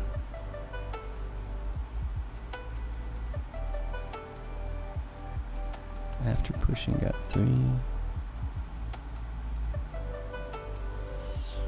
Okay, talk to me. What do you mean? Why? After pushing, got 3? After pushing, got 3. Here, your push all method pushes 1, 2, and 3 onto the stack and then prints the contents of the stack, which also includes 3 values from listing 2115. 2115, what was that? Oh, this. Okay, right. Our example from earlier. Push all is useful, but not as general as it could be. You now know that any type that conforms to sequence can be used in a for-in loop. So why should this method require an array? It should be able to accept any kind of sequence, even another stack. Now that stack conforms to sequence. However, a first attempt at this will produce a compile time type error where you call self.push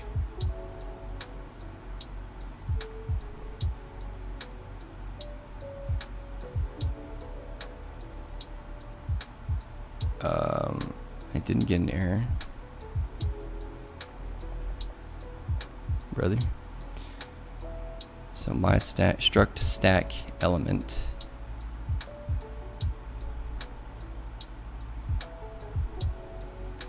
mutating func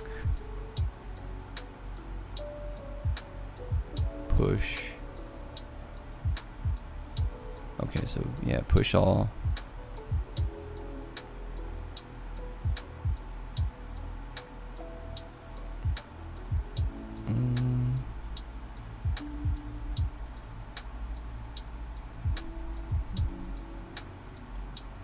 So S is a type, or is a placeholder value for the type, and it should conform, the type we pass in should conform to the sequence protocol, and then one parameter of the same type we pass in, and then for item in sequence,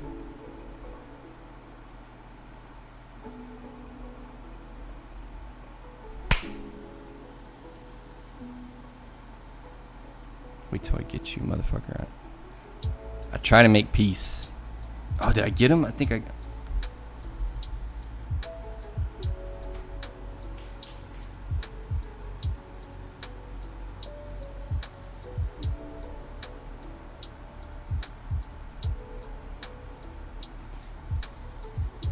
I got him. I'm kind of sad now. But damn, dude, he wouldn't leave. Sorry, brother. I hope it was quick and painless. Please get off my keyboard. And now I feel bad. I don't like to kill bugs, so like I bitch and moan about them, but I will. See, I feel bad. Now I feel bad. Okay. Push.item. Item in sequence. Self push. Cannot convert value of type S.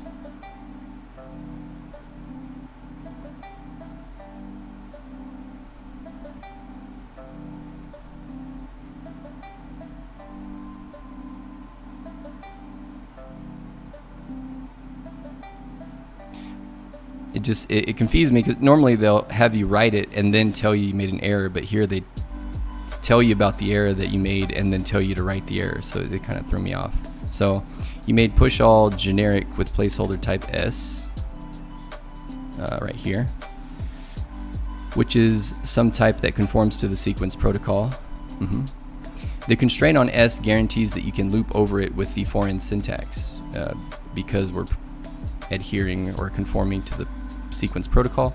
The constraint on S guarantees you can loop over it with the foreign syntax. However, this is not sufficient.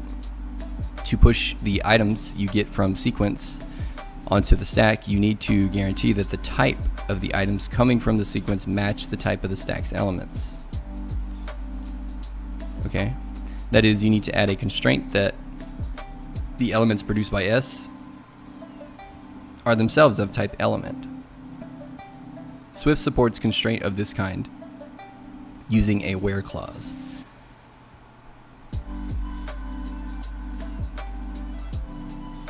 Mutating func push all sequence S.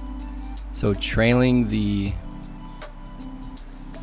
So normally where we would have the arrow notation indicating what the return value type should be for generic... Wait, for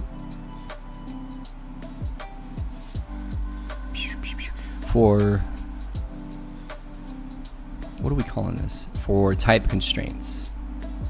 instead we use a where clause. So where s dot element, so s being the type, we pass in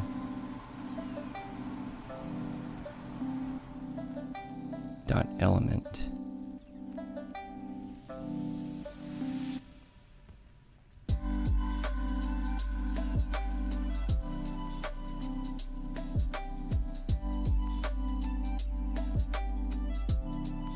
Okay, I guess this is a way of saying they need to be of the same type. I get it like 70%, but I still got to turn my head a little. Where s dot element, so the type dot, I guess that just means, because s is a placeholder, so that would normally be the,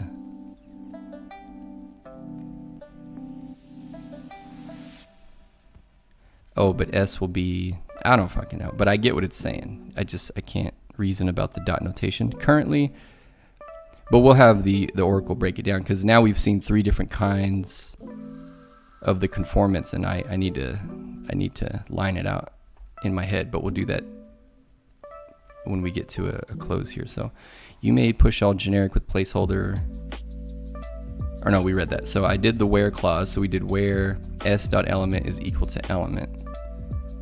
Okay, so that's ensuring that the item is of the same type, like you just said. Now the placeholder type s here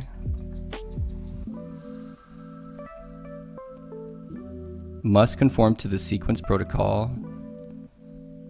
Yeah.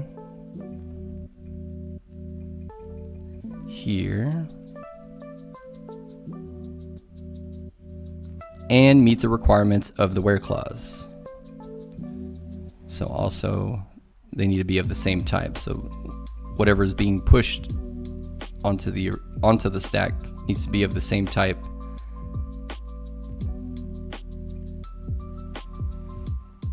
as s.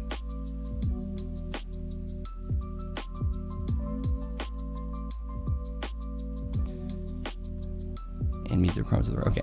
Yeah, so s dot element, okay, good, they tell you. S dot element refers to the element type associated with the sequence s. Oh, so s is a sequence, oh, duh, because it has to conform, so it has to be, okay. Okay. So, all right, it's as simple as that. The constraint s dot element requires that the concrete type used for the element associated type must match the concrete type used for your stack's element placeholder.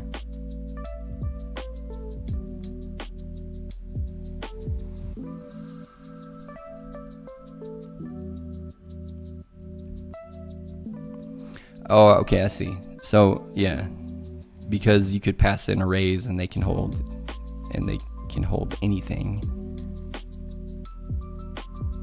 So you would have to have that kind of generic type check or exhaustive type check on the property and the, okay. All right, so keep in mind that because it is a method on stack, meaning on stack, where is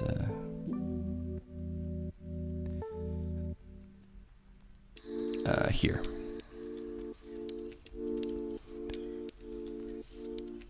So keep in mind that because it is a method on stack, it being push all, the function, which is itself generic with placeholder type element push all, which is itself generic with placeholder type element push all, also has access to the element placeholder type.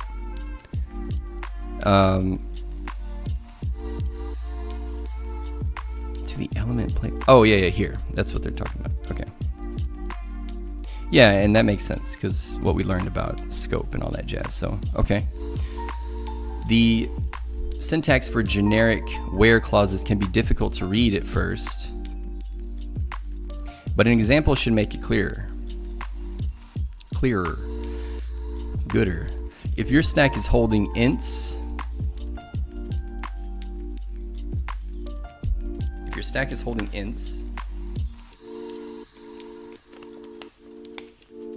the argument to push all must be a sequence that produces ints. It's all staticky. Damn mic sucking in my beard here. Okay, so it must be a sequence that produces ints. Yeah, I mean, that's okay. I think that's pretty straightforward. Two types you already know that are int producing sequences are stack int and integer or array of integers. Try them out. Okay. So just anywhere, brother, doesn't matter. Freeform. Var my other stack is equal to an instance of stack, and I want the type to be integers, and empty tuple to initialize it, empty at first, and then my other stack dot push all, and so I'm pushing this entire array onto the stack 1 2 3, and then my stack push all my other stack. So I create my other stack, and it's an empty instance of stack with integer in the type placeholder, and then I push all 1 2 and 3. I push that array onto my other stack, and then I say my stack push all my other stack, which is 1 2 3. So now I should have 6 values up in there, brother. And that would be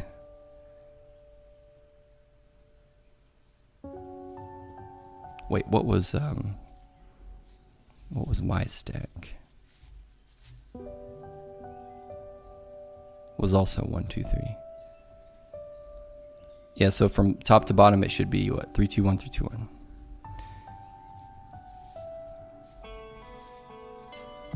In my stack, and only 3 2 1 in my other stack. Okay. Oh, I didn't finish my stack, and then we got a for loop. So for value in my stack,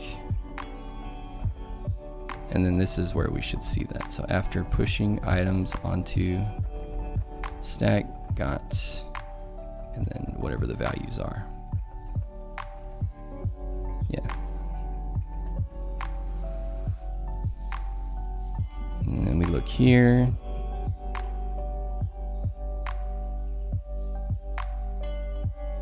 After pushing, so after pushing, got 3, got 2, got 1, got 30, got 20, got 10.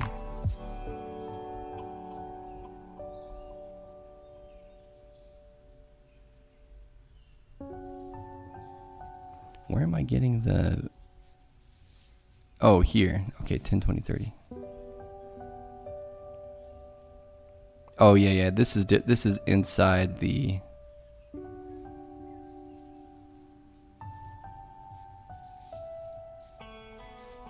Or it's a separate thing, the 3 2 1. So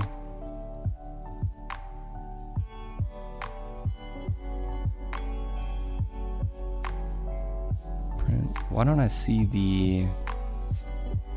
Oh, we took it out. That's why it's not printing. Okay, my bad. Okay. So yeah, so after pushing, got 3, got 2, got 1, got 30, got 20, got 30, or got 10. Yeah, so I see. So we just, first we push these on there onto my stack, 10, 20, 30. So 30's at the top, 20, 10. We looked at that visually. And then further way down here, we end up creating my other stack with 1, 2, 3.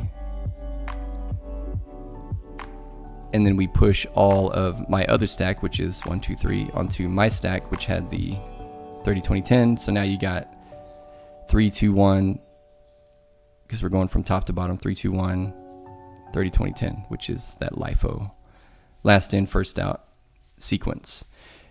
Okay. All right. You created a new empty stack of integers, my other stack. Next, you pushed all integers from an array onto my other stack. Finally, you pushed all the integers from my other stack onto my stack. You were able to use the same generic method in both cases because arrays and stacks both conform to sequence. The elements that were added to my stack are 1, 2, 3, which might feel counterintuitive. If it does, think through the sequence of events. You push 1, 2, and 3 onto my other stack, so 3 ended up on top of the stack. You then pop them off of my other stack, which grabs the topmost element 3 first, then push them onto my stack. The result is that the top 3 elements of my stack are 1, 2, and 3 in that order.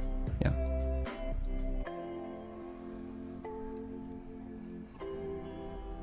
Well, they're added in that order, but at the top is 3, as we can see. So got 3, got 2, got 1. Yeah. Side note: if a protocol has an associated type,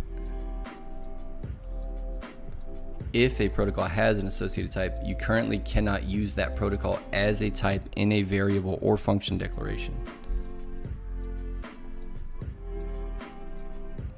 For example, since sequence has an associated type element, this would not compile. Okay, well, I'll take your word for it. However, you may use protocol as a generic type constraint. Wait, so what's the... Yeah, I gotta get straight on what... So from sequence... From? What is from? From sequence... Oh, the external parameter name. From sequence. So you can't make it as a type for the parameter, but you can... However, you may use protocol as a generic type constraint. Okay, I see. So let's read that one more time then. If a protocol has an associated type, you currently cannot use that protocol as a type in a variable or function declaration. Right, because you don't know what it is. Yeah. It could end up being anything. So it's like writing TypeScript, brother.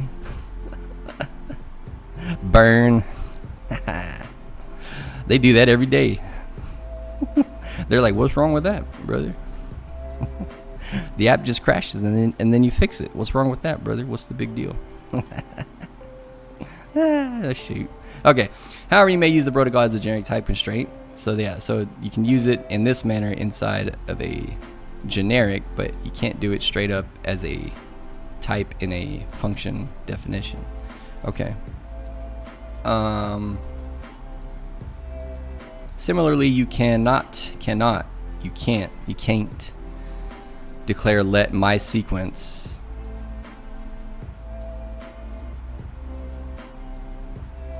okay. That makes sense too, because it's same issue. If you have a, what do they call it? What's the term again? Associated type. So if you have one of these, get out of here, brother. If you have, I thought we typed one. Oh, they just showed it to us. Yeah, but they're saying this thing here. Where did it tell us not to type it? But func. No, not there. There it is. So if you have something like that, associated type element, it could end up being anything. Therefore, you can't use it as an actual type annotation. But you can use it as a constraint, which is what that other piece of code was showing us. But we'll move on because I don't foresee much heavy use of that anyway, and I want to get to other things.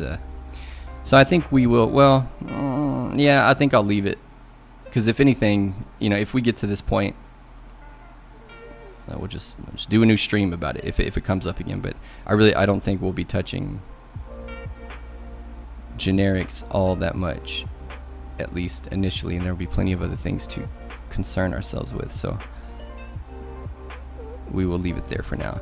The reasons for these limitations are not intrinsic to associated types or protocols that declare them. They are implementation details of the current Swift compiler that are outside the scope of this book.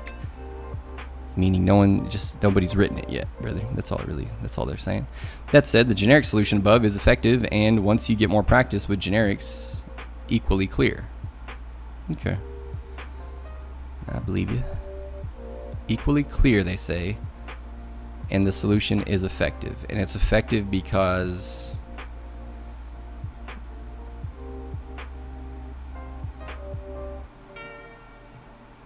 func print element sequence. Which should be counterintuitive. Alright, I lied. I do want to know. I want to understand because my main thing is we saw. Let me go track them down because that's what I want to ask the Oracle. So on the one hand, we have this kind of syntax where this S sequence that's inside the pokies, you know, the hokey pokies, that is saying that the generic type has to conform to the sequence protocol.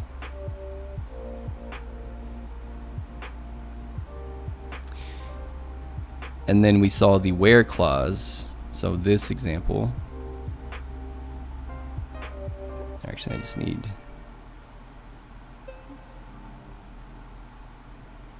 mutating, grab that, and yeah. So that was this was the other.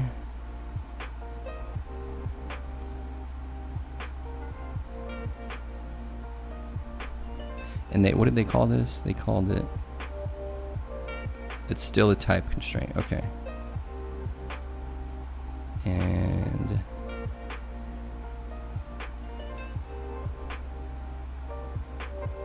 you may push all generic with placeholder type S, which is some type that conforms to the sequence protocol. The constraint on S guarantees you can loop over it with the foreign syntax. However, this is not sufficient to push the items you get from the sequence onto the stack. You need to guarantee that the type of items coming from the sequence matches the. Oh, okay. I get that better now, because it basically is like saying, but it's not. We don't know what it is, and so we can't use, like in a function definition, we don't know what the type is going to be. We just know that we want it to conform, or that we want it to be the same as the one that we pass in, because we know that the one that we pass in must conform to the sequence protocol, therefore ensuring that whatever we pass in is gonna, it can work all the way through, and that the return values will be of the same type. So that's why we got to write it this way. Okay, so instead, like in a function definition, we would normally just write, a string or whatever, but we don't know in this case. So that's why. Okay, maybe I should just read slower, but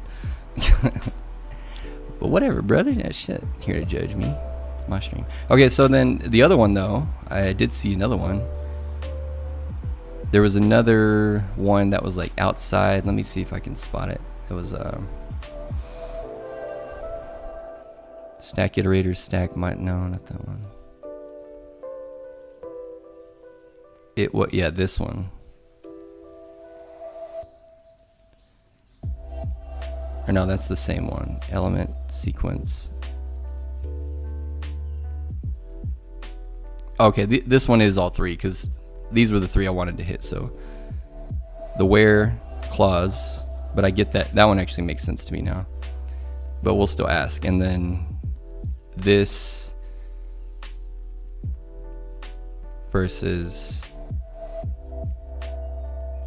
this. Yeah. Okay, so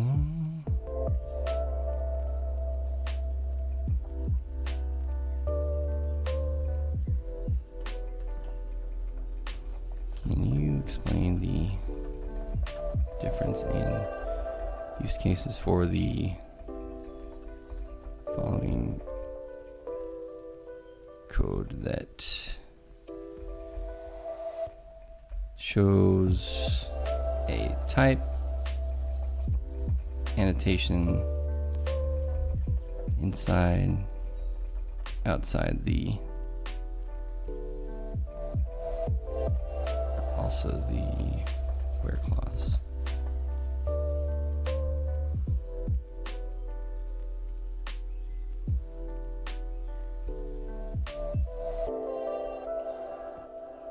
Okay, so type annotation inside the pokies. That was our example here, which we know, I mean, that's a protocol, but it can be used that way. Explanation. Generic parameter S sequence.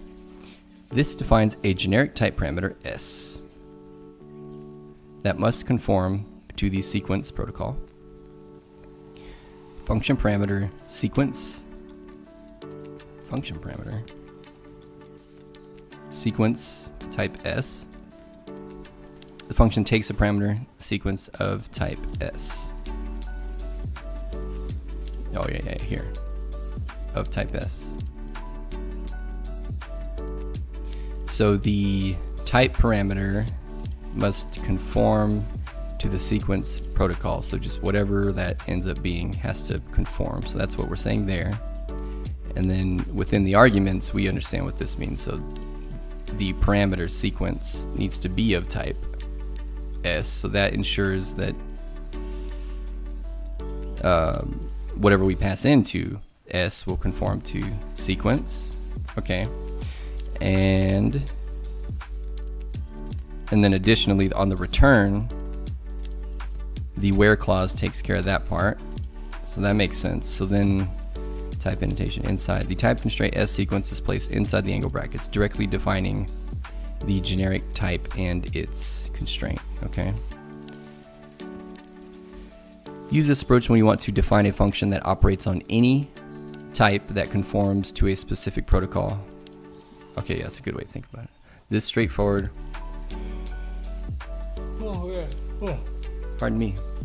This is a straightforward way to define generic functions and is useful when the constraint on the generic type is simple and doesn't involve additional conditions. And it doesn't involve additional conditions. Okay. Using the where clause. Generic struct stack element. This defines a generic type element for the stack struct which conforms to the sequence protocol. So I suppose the difference there is that when it's outside, we're saying that the conformance applies to the stack type itself, not directly against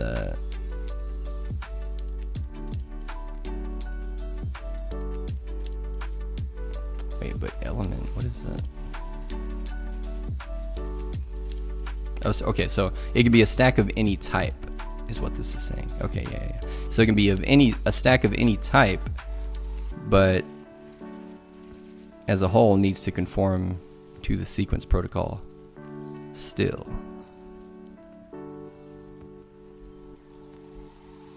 So generic struct, this defines a generic type element for the stack struct which conforms to the sequence protocol. Okay. And then the method push all S sequence. So this is saying that the type that we use specifically must adhere to the sequence protocol. Yeah.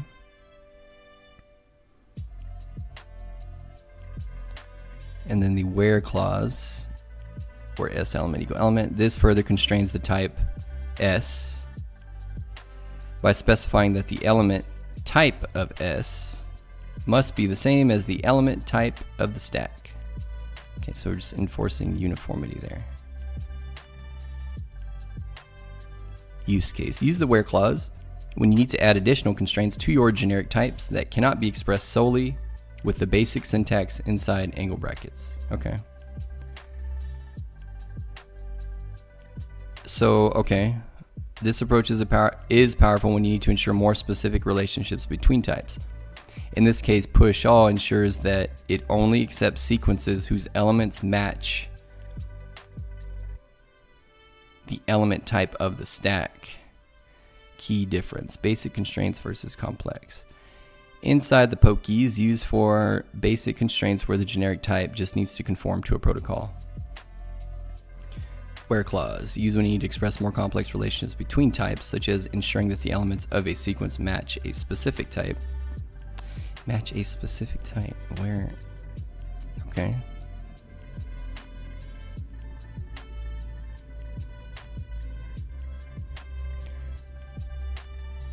Oh, because sequence in that case allows for, okay, so that probably, I mean, we can look, but sequence, I assume, takes more than one. Like, it's not just int or something, it's multiple ones. So where is that at? Sequence. Option, click.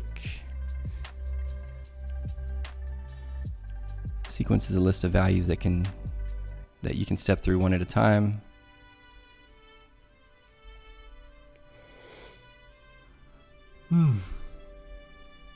The sequence protocol provides default implementations. Conforming to, yeah. Making your own custom types conform to sequence enables many useful operations like for-and looping and the contains method without much effort. To add sequence conformance to your own custom type, add a make iterator method that returns an iterator. So that, okay, so that makes sense, because that's the only requirement. A make iterator. Alternatively, if your type can act as its own iterator, implementing the requirements of the iterator protocol and declaring conformance to both sequence and iterator protocol are sufficient. Here's a definition of a countdown sequence that serves as its own iterator. What does that mean? The make iterator method is provided as a default implementation. Okay, so struct countdown, and it conforms to sequence and iterator protocol. Has a property count, type integer, and then a method. So there's that next function. It returns an optional integer. If the count is equal to 0, then return nil. Otherwise, defer. We haven't seen that yet. Count and then decrement by 1, and then return the count. Okay. 3 to go. So constant 3 to go is equal to an instance of countdown with count 3. So go 3, take away 1, return 2, take away 1, return 1, and then it returns nothing once it hits 0. Okay. Yeah. All right. Expected performance. A sequence should provide its iterator in O of 1. The sequence protocol makes no other requirements about element access, so routines that traverse a sequence should be considered O of n unless documented otherwise. So routines that traverse a sequence should be considered.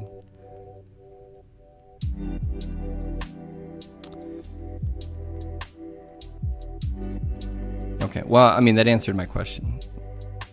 Opened a lot more thinking, but answered the question nonetheless. All right, so then, okay, I mean, that makes sense to me. Maybe I'll, readability, clarity, insight, simpler, more concise. Copy, throw it on my board for deet.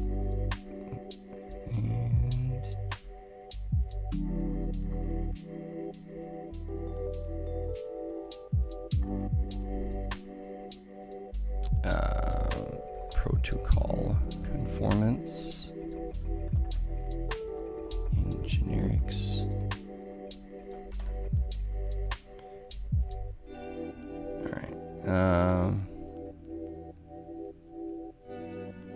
And this, so where were we? Associated types, second, which returns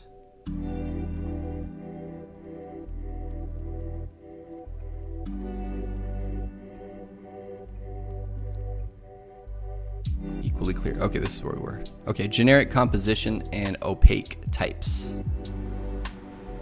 Let's see if...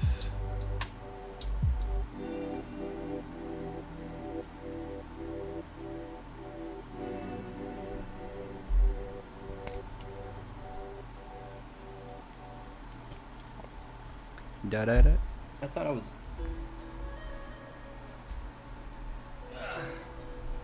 Come on. Here you are, brother. Generic composition, huh? Okay. Generic composition and opaque types. Generic data structures can compose with one another using protocols to build systems of types that elegantly describe more complex ideas.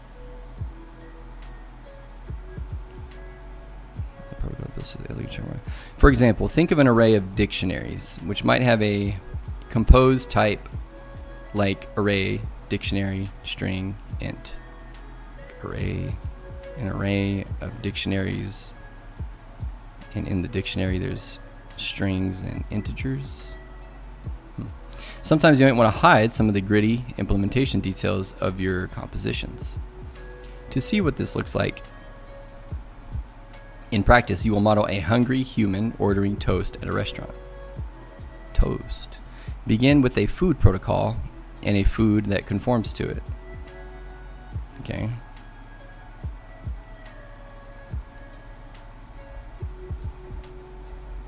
Protocol.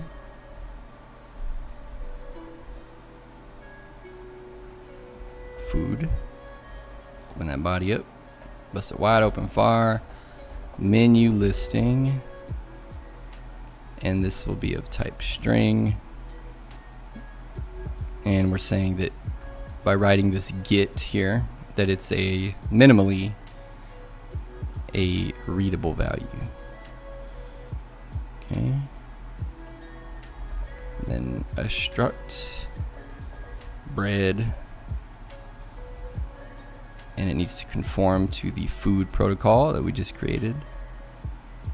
So it has to have a menu listing of type string, and it has to be a readable value. So var kind equal sourdough. Var menu listing of type string, so that satisfies, and then it should just return the kind, the value from the kind variable space bread in a string. So sourdough bread is what it should return. Command Shift Enter. Well, once we use it. Right. Using a protocol to define the menu listing requirements allows you to write a function to accept any food, as you learned about in Chapter 19. Define such a function. Using a protocol to define the menu listing requirements allows you to write a function to accept any food. Any food? Using a protocol. Okay, yeah. Func eat. Pokey. T. So T is the placeholder type, and we're saying it needs to adhere or conform to our food protocol. Anonymous external parameter name, internal parameter name is food, and it'll be of type T. So we know it'll conform to food protocol, whatever we're passing in will.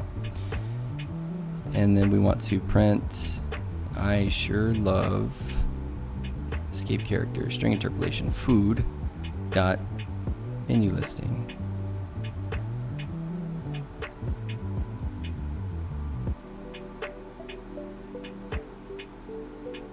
Func eat, so any type.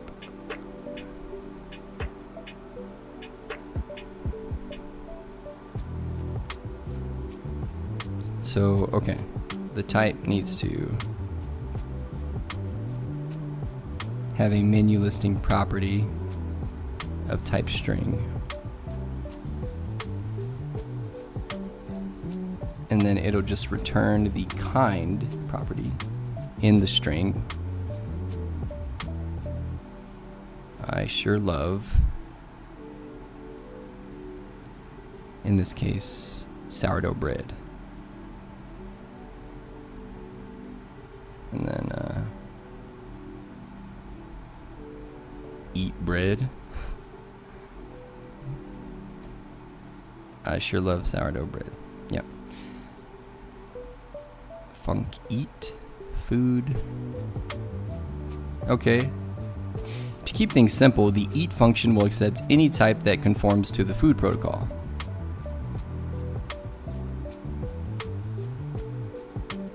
Yeah.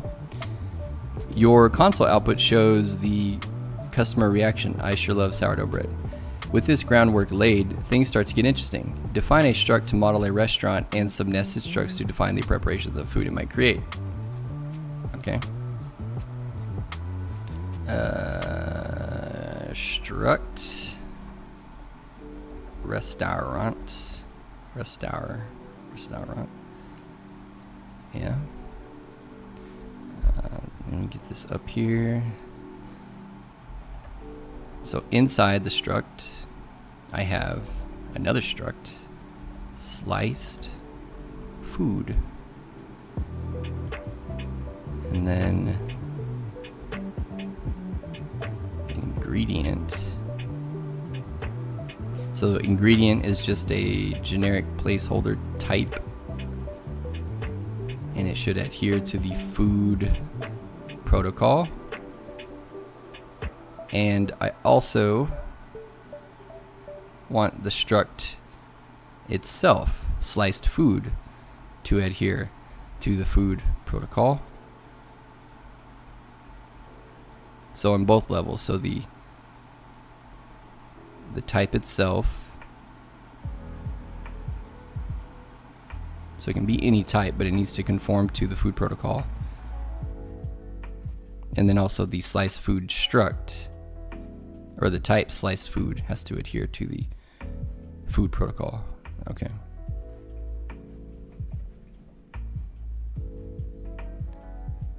And then we have a property called food. Ingredient.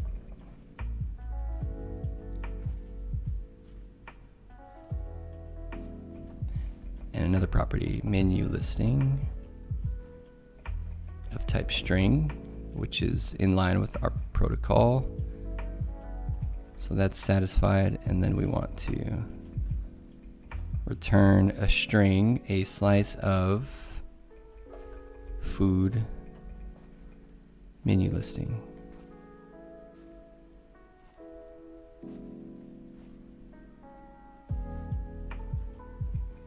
Oh, okay, I see. So we're saying that the property food will just be of type whatever we pass in.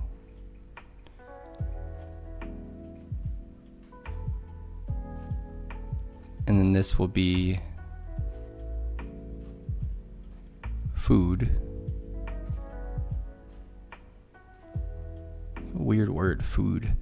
Food.menu listing, so whatever we pass in for the food argument. Dot menu listing. Okay. And we know that it'll have that because of the protocol. Where is it? Yeah, food. So we know it'll have menu listing minimally, and it's a readable value as a string. Okay.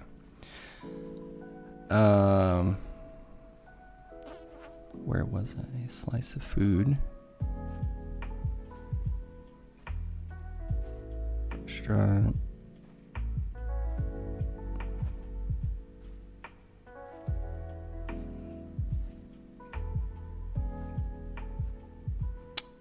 Oh yeah, okay, they are in the same one. Okay, struct cooked food. Same deal, ingredient, type placeholder, make it conform. Control E, yeah.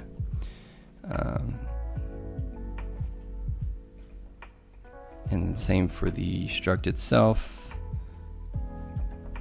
Food So that'll be of type whatever we pass in. And then menu listing string. And it returns a string. Food menu listing. Cooked to perfection.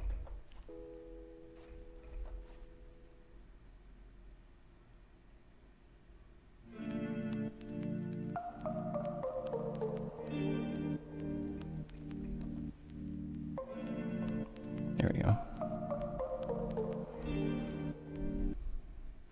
Nested within restaurants, so here, you define new structs, sliced food and cooked food.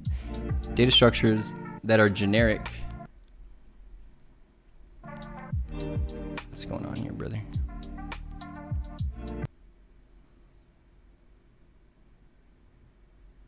Just get rid of that for now. Okay. Nested within a restaurant, you define new structs, sliced food, and cooked food. Data structures that are generic over an ingredient that must conform to food. That are generic over an ingredient that must conform to food. Yeah, so that must conform to food. So that's what that's saying there.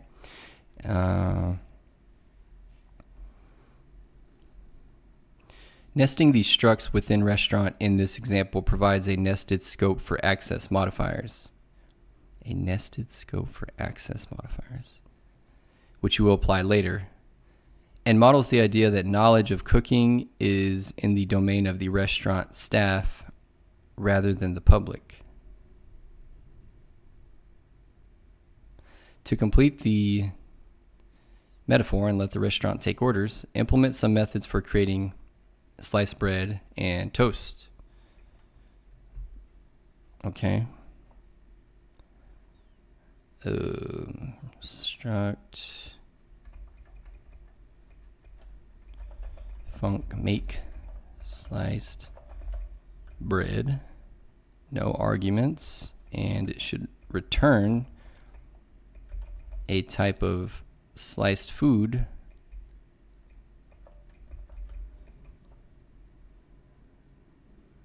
with a placeholder type of bread. When did I define bread? I didn't, did I? Oh, I did. Okay, bread. There you go. Struct bread, and it conforms to food. Okay, so kind and menu listing. Oh, I see. Okay. Okay.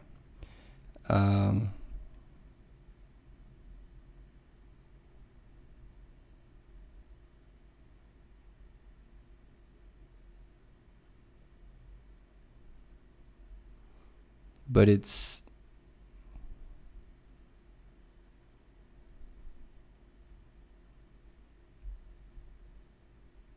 well, maybe they'll tell us. I don't know why. I don't understand why it's pokey syntax instead of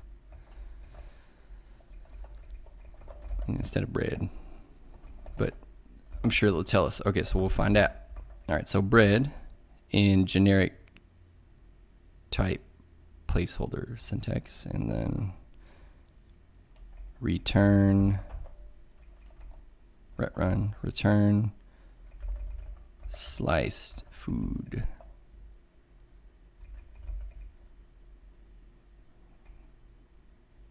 And we pass in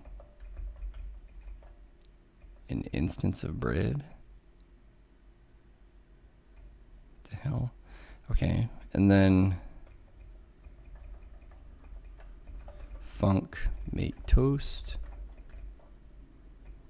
Return type should be cooked food. Sliced food.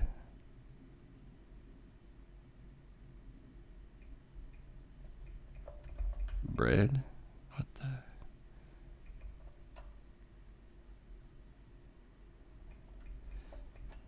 Open up the body. Let sliced bread equal sliced food.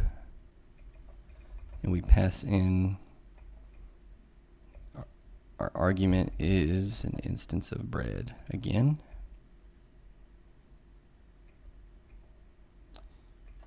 And then we want to return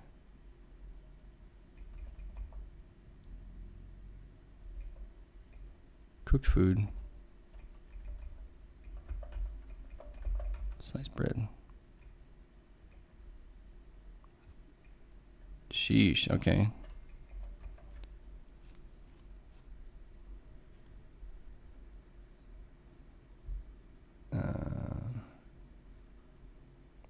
Okay. Your make sliced bread function, pardon me 1 second.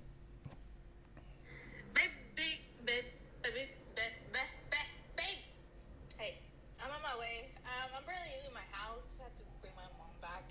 But we're ready on schedule. So I'll see you soon. Be ready by the time I get there so we can take off. You know, do a little Fast and Furious kind of take off. That and so I can go get something to eat because I haven't eaten since this morning. So I'll see you soon, okay, baby? Love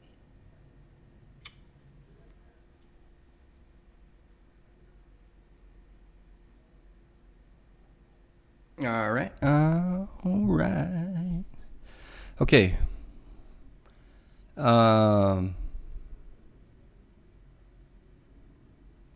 Okay, so I don't have as much time as I thought that I did. So why don't we wrap it here, brothers and sisters, and we will pick it back up. We will be back tomorrow, same time, 11 a.m.-ish CST for a few hours. You know the drill. And I think we'll just start here. I'm going to leave it here and say this will be our starting point because it didn't hit. It didn't land.